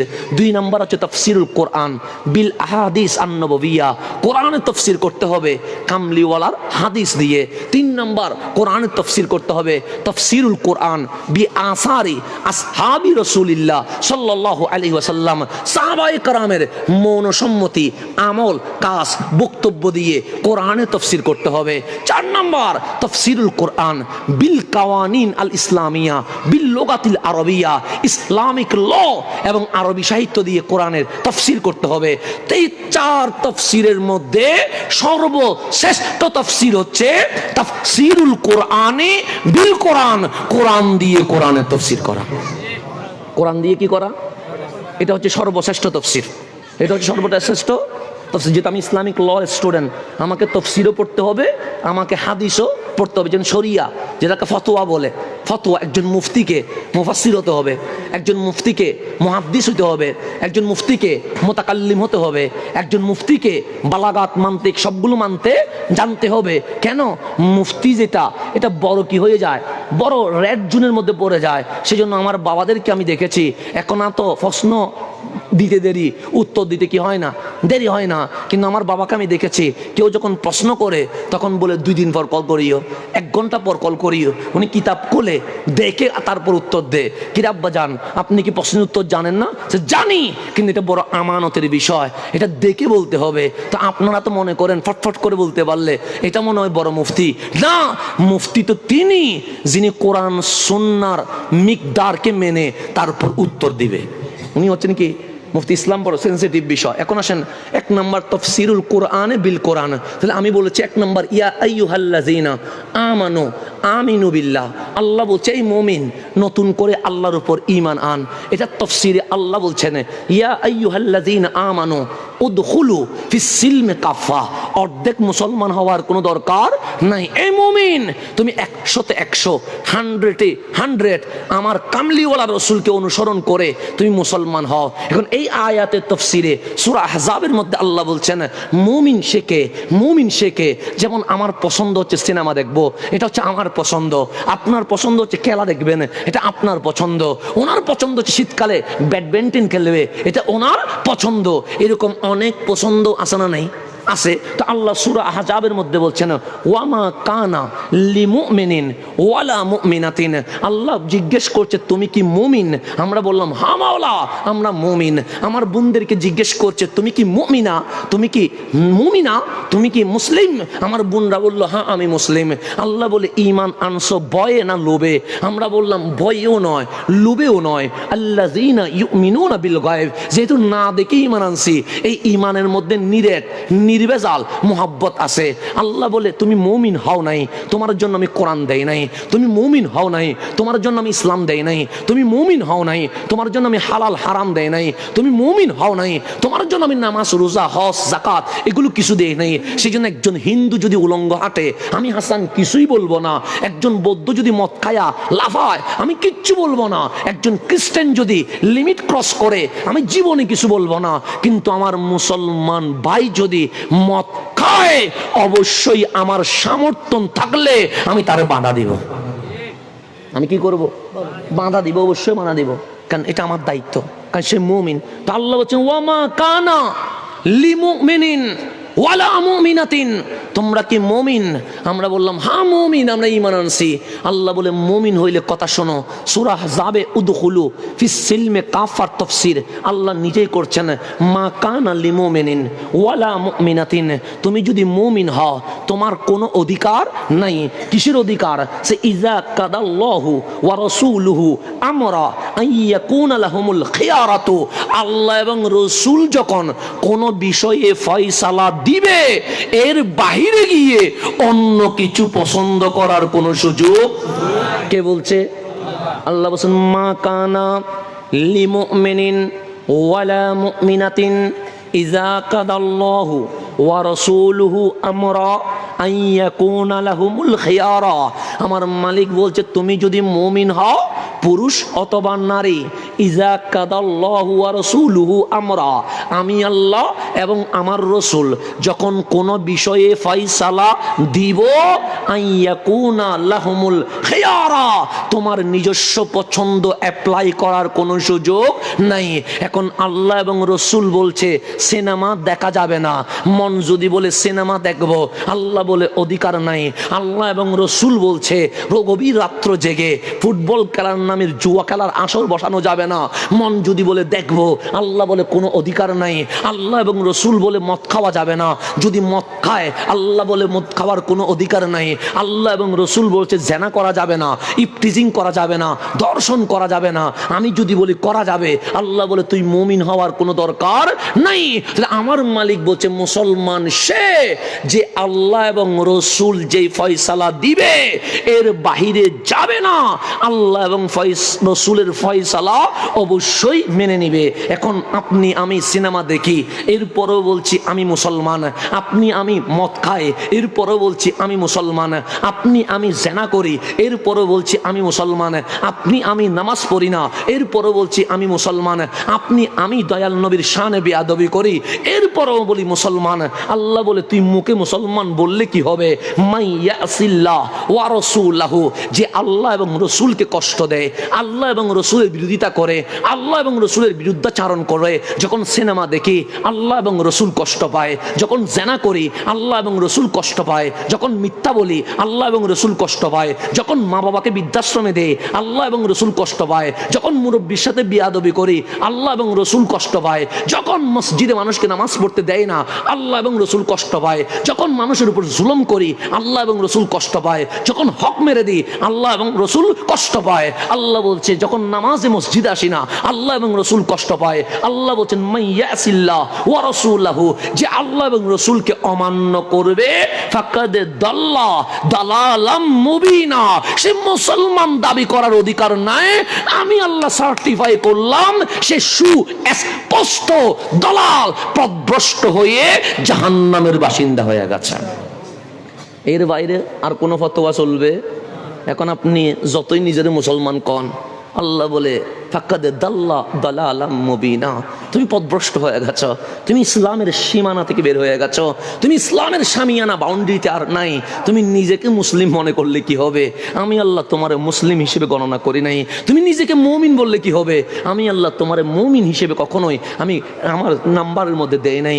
তাহলে আপনি আমি নিজেকে মুসলিম মনে করছি, কোরআনকে সামনে রাখেন, আপনি আমি আর মুসলমান রইলাম কোথায়? সেই জন্যই আল্লাহ বলছেন সূরা আহজাবের মধ্যে, এটাও তাফসীরুল কোরআন বিল কোরআন, যে আয়াত বলছে এই আয়াতের তাফসীর বলছেন ইন্নাল্লাযীনা ইউযুনাল্লাহ ওয়া রাসূলাহু, যে আল্লাহ এবং রাসূলকে কষ্ট দেয়। আমরা তো হারদাম কষ্ট দিচ্ছি, নামাজ না পড়ে কষ্ট দিচ্ছি, মিথ্যা বলে কষ্ট দিচ্ছি, হারাম খেয়ে কষ্ট দিচ্ছি, আমাদের আফাদে মস্তকে কার্যক্রম চোখ বন্ধ করে দেখলে কষ্ট দিচ্ছি।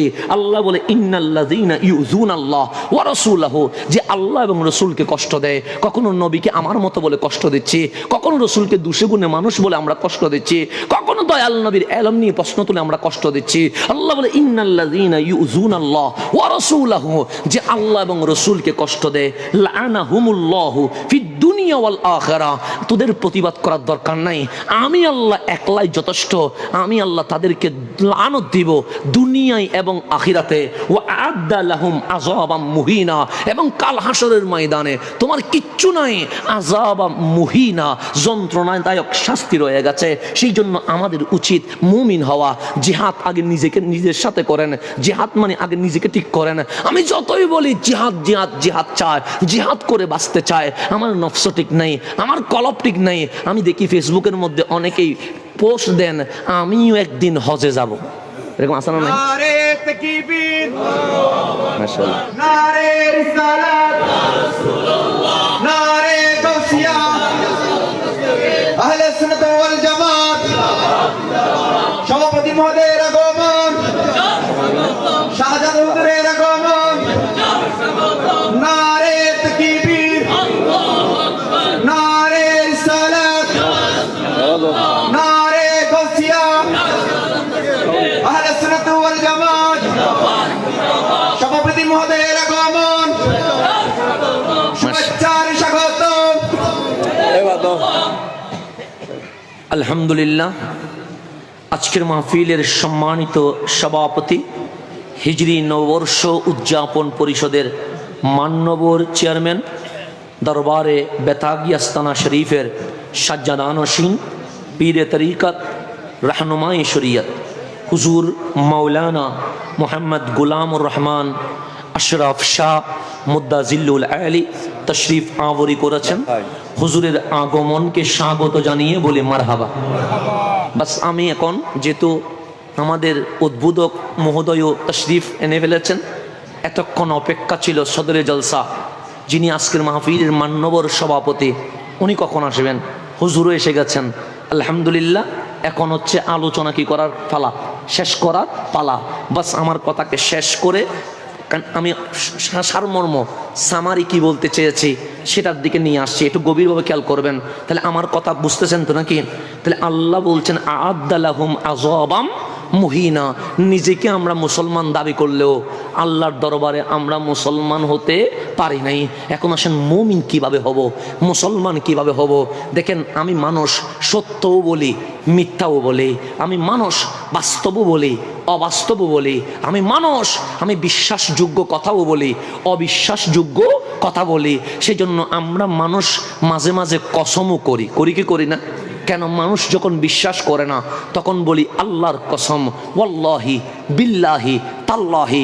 কসম করলে মানুষ বিশ্বাস করে, কারণ কসম না করলে তখন মানুষ বলে মিথ্যা হতে পারে, সেই জন্য তুই কসম করি নাই। এখন আপনি বলেন আল্লাহ কি মিথ্যা বলতে পারে? সম্ভব? আল্লাহ সেই জন্য কসম করে না। যেমন কুলহু আল্লাহু আহাদ, কসম করে নাই। ইকরা বিইসমি রাব্বিকাল্লাযী খালাক, কসম করে নাই। আলহামদুলিল্লাহি রাব্বিল আলামিন, কসম করে নাই। কাদ জাআকুম মিনাল্লাহি নূর, কসম করে নাই। আকিমুস সালাহ, কসম করে নাই। ওয়া আতুজ যাকাহ, কসম করে নাই। কুতিবা আলাইকুমুস সিয়াম, কসম করে নাই। ওয়া বিল ওয়ালিদাইনি ইহসানা, কসম করে নাই। আহাল্লাল্লাহুল বাইআ ওয়া হাররামার রিবা, কসম করে নাই। ইজা জুলজিলাতিল আরদু জিলজালাহা, কসম করে নাই। এত কথা বললেন, কসম করে নাই। কিন্তু আল্লাহ সর্বপ্রথম কোরআনে কসম করছে, সূরাতুন নিসা, এটা প্রথম কসম। আল্লাহ বলছেন ফালা ওয়া রাব্বিকা, হাবিব আপনার রবের কসম। এটা আল কোরআনে প্রথম কসম। কোরআনের কত কসম? কসম তো অনেক আছে, ওয়াত তিন ওয়াজ জাইতুন আছে, ওয়াল ফাজরি আছে, ওয়াল আসরি আছে, এরকম অনেক কসম আছে। কিন্তু এটা হচ্ছে কোরআনের প্রথম কসম, ফালা ওয়া রাব্বিকা, হাবিব আপনার রবের কসম। কিসের, কেন কসম করলেন মালিক? লা ইউমিনুনা, তারা কেউ মুসলমান হতে পারে না। কে কসম করছে? আমি না, আমি না, আল্লাহ বলছেন। আল্লাহ বলছেন ফালা ওয়া রাব্বিকা, হাবিব আপনার রবের কসম, লা ইউমিনুনা, কেউ মুমিন হতে পারবে না, পারবে না, পারবে না। কালিমা পড়লাম, মালিক বলে মুমিন হতে পারো নাই। নামাজ পড়লাম, মালিক বলে মুমিন হতে পারো নাই। মাহফিল করলাম, মালিক বলে মুমিন হতে পারো নাই। আল্লাহ মুমিন কেমনে হব? আল্লাহ বলে হাত্তা ইউহাক্কিমুকা ফিমা শাজারা বাইনাহুম, তোমাদের মাঝে যদি কোনো কারণে ঝগড়া বিরোধ বিভেদ সৃষ্টি হয়, আমার হাবিবকেই বিচারক মানতে হবে। নবীকে বিচারক না মানলে তোমরা কেউ মুসলমান হতে পারবে না। হাত্তা ইউহাক্কিমুকা, আপনি হাবিবকে বিচারক না মানলে মুমিন হতে পারবে না। 2 নাম্বার, সুম্মা লা ইয়াজিদু ফি আনফুসিহিম হারাজা, আপনি নবী যা বিচার করবেন এই ব্যাপারে মনে সংশয় থাকলে মুমিন হতে পারবে না। সংশয় না থাকলে মুমিন হতে পারবে। 3 নাম্বার, ওয়া ইউসাল্লিমু তাসলিমা, আপনি যা বিচার করবেন পরিপূর্ণভাবে মানতে হবে। মানলেই মুমিন, না মানলে মুমিন হওয়ার কোনো সুযোগ নাই। তাহলে আল্লাহ বলছেন ফালা ওয়া রাব্বিকা লা ইউমিনুন, হাবিব আপনার রবের কসম, ওরা মুমিন হতে পারে নাই, ওরা মুমিন হতে পারে নাই। কেন? তারা তো আপনি নবীকে বিচারক মানতে পারে নাই। আপনি যা বিচার করছেন সে ব্যাপারে তারা সংশয় করেছে। আপনি জিহাদের কথা বলেছেন, তারা জিহাদের আলোচনা করতে চায় না। আপনি নামাজের কথা বলেছেন, তারা নামাজের কথা বলতে চায় না। আপনি সুদ ঘুষের বিরুদ্ধে বলেছেন, তারা সুদ ঘুষের বিপক্ষে কথা বলতে চায় না। হাত্তা ইউহাক্কিমুকা, আপনাকে বিচারক মানতে পারে নাই। 2, আপনি বিচার করছেন, অর্ধেক মানছে অর্ধেক মানে নাই, সেজন্য মুমিন হতে পারে নাই। 3, ইউসাল্লিমু তাসলিমা, পরিপূর্ণভাবে স্বীকৃতি দিতে পারে নাই। আল্লাহ বলে ফালা ওয়া রাব্বিকা, আপনার রবের কসম, লা ইউমিনুনা, তারা মুমিন হতে পারে নাই। তাহলে আমরা যদি মুমিন হতে চাই 3টা জিনিস করতে হবে। 1, রসুলকে বিচারক মানতে হবে।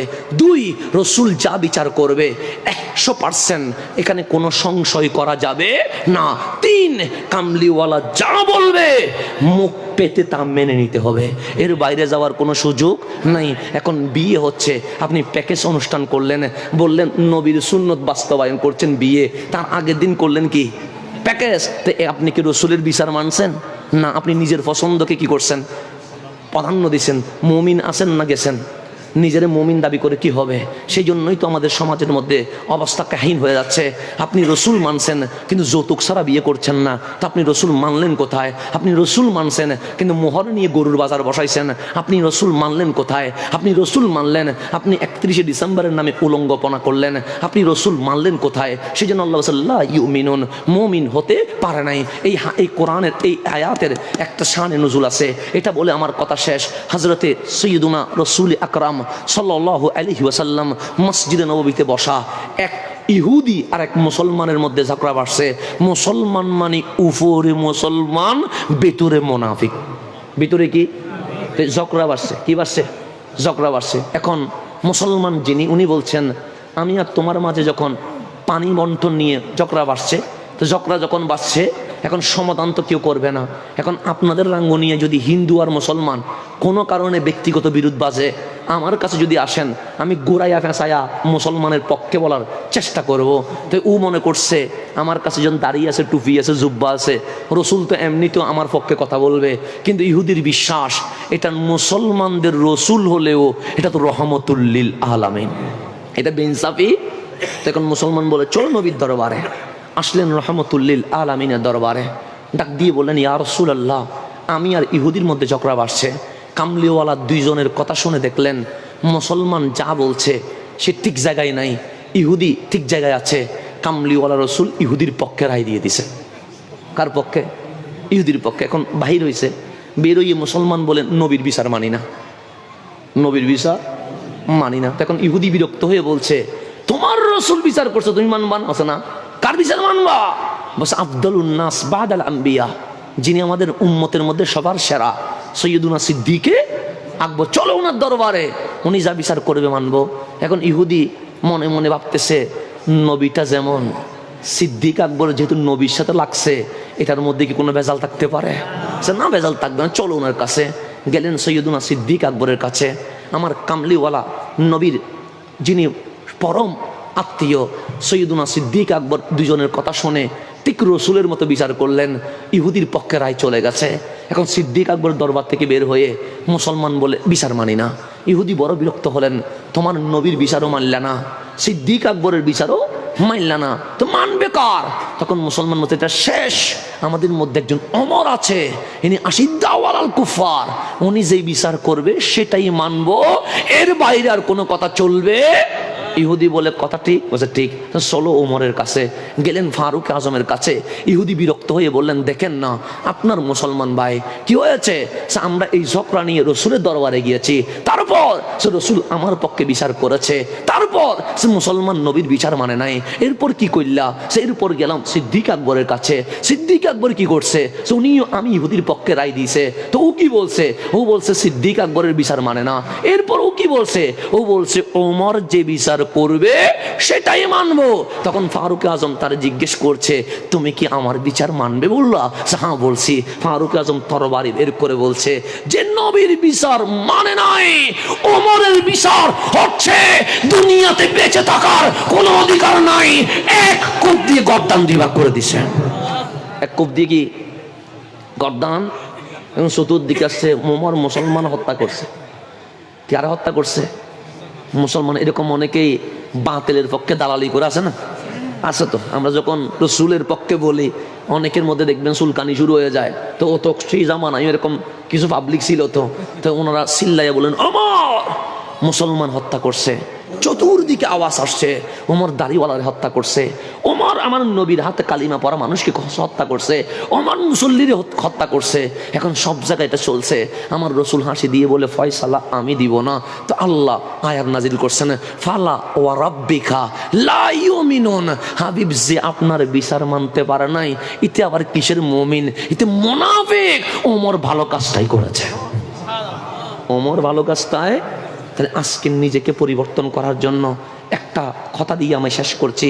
রসুল করিম সাল্লাল্লাহু আলাইহি ওয়াসাল্লাম বলছেন লা ইউমিনু আহাদুকুম, তোমাদের মধ্যে কেউ মুমিন হতে পারবে না হাত্তা ইয়াকুনা হাওয়াহু তাবআন লিমা জিতু বিহি, আমি নবীর আনিত শরীয়ত, যার নফস আমার শরীয়তে অধীনস্থ হতে পারে নাই, সে মুমিন হতে পারে নাই। তা আমাদেরকে যদি আবার মুমিন হতে হয় একটা জিনিস থাকতে হবে, নেতা নয়, খেলোয়াড় নয়, নায়ক নয়, আল্লাহ এবং রসুলের হতে হবে, আল্লাহ এবং রসুলের হতে হবে। এই ছাড়া আমাদের আর কোনো উপায়। এই জিহাদ হচ্ছে এটা। সৈয়দুনা সিদ্দিক আকবর যখন সোলার সাইটা পর্যন্ত রসুলকে দিয়ে দিয়েছে, আমার কামলিওয়ালা দেখেন আবু বকর ঘরে আর কিছু রাখে নাই, প্লেটও দিয়ে দিয়েছে, মশলাও দিয়ে দিয়েছে। তখন বলছেন মা আফকাইতালি আহলিক, ঘরের জন্য কি রাখছো? তখন সিদ্দিক আকবর হাসি দিয়ে বলেছিলেন দামি জিনিস রাখছি। সে কি? সে সব দিয়া আল্লাহ এবং রসুলকে রেখে দিয়েছে। এটার নাম ঈমান, এটার নাম ঈমান। তো জিহাদ মানে নিজেকে আল্লাহ এবং কার করে দেওয়া? রসুলের করে দেওয়া। বাস আজকের মাহফিল থেকে একটা সবক নিয়ে যান, আমরা হব আল্লাহ এবং রসুলের। আমরা হব কার? আল্লাহ এবং রসুলের। বাস এটাই হচ্ছে আমাদের মূলতন্ত্র। এটা যদি হতে পারে, এটাই জিহাদে আকবর। তখন নিয়ত ঠিক হবে, কাজ ঠিক হবে, দোয়া কবুল হবে, ফিলিস্তিনের বিজয় চলে আসবে। আল্লাহ বলে লা তাহিনু ওয়ালা তাহজানু ওয়া আনতুমুল আ'লাউন, কোনো টেনশন করো না, তোমরা জিতবে। তবে ইন কুনতুম মুমিনিন, তোমাদেরকে মুমিন হতে হবে। মুমিন মানে বান্দাকে আল্লাহ এবং রসুলের হতে হবে। আল্লাহ যেন আজকের মাহফিলকে কবুল করে। আমিন। ওয়াখির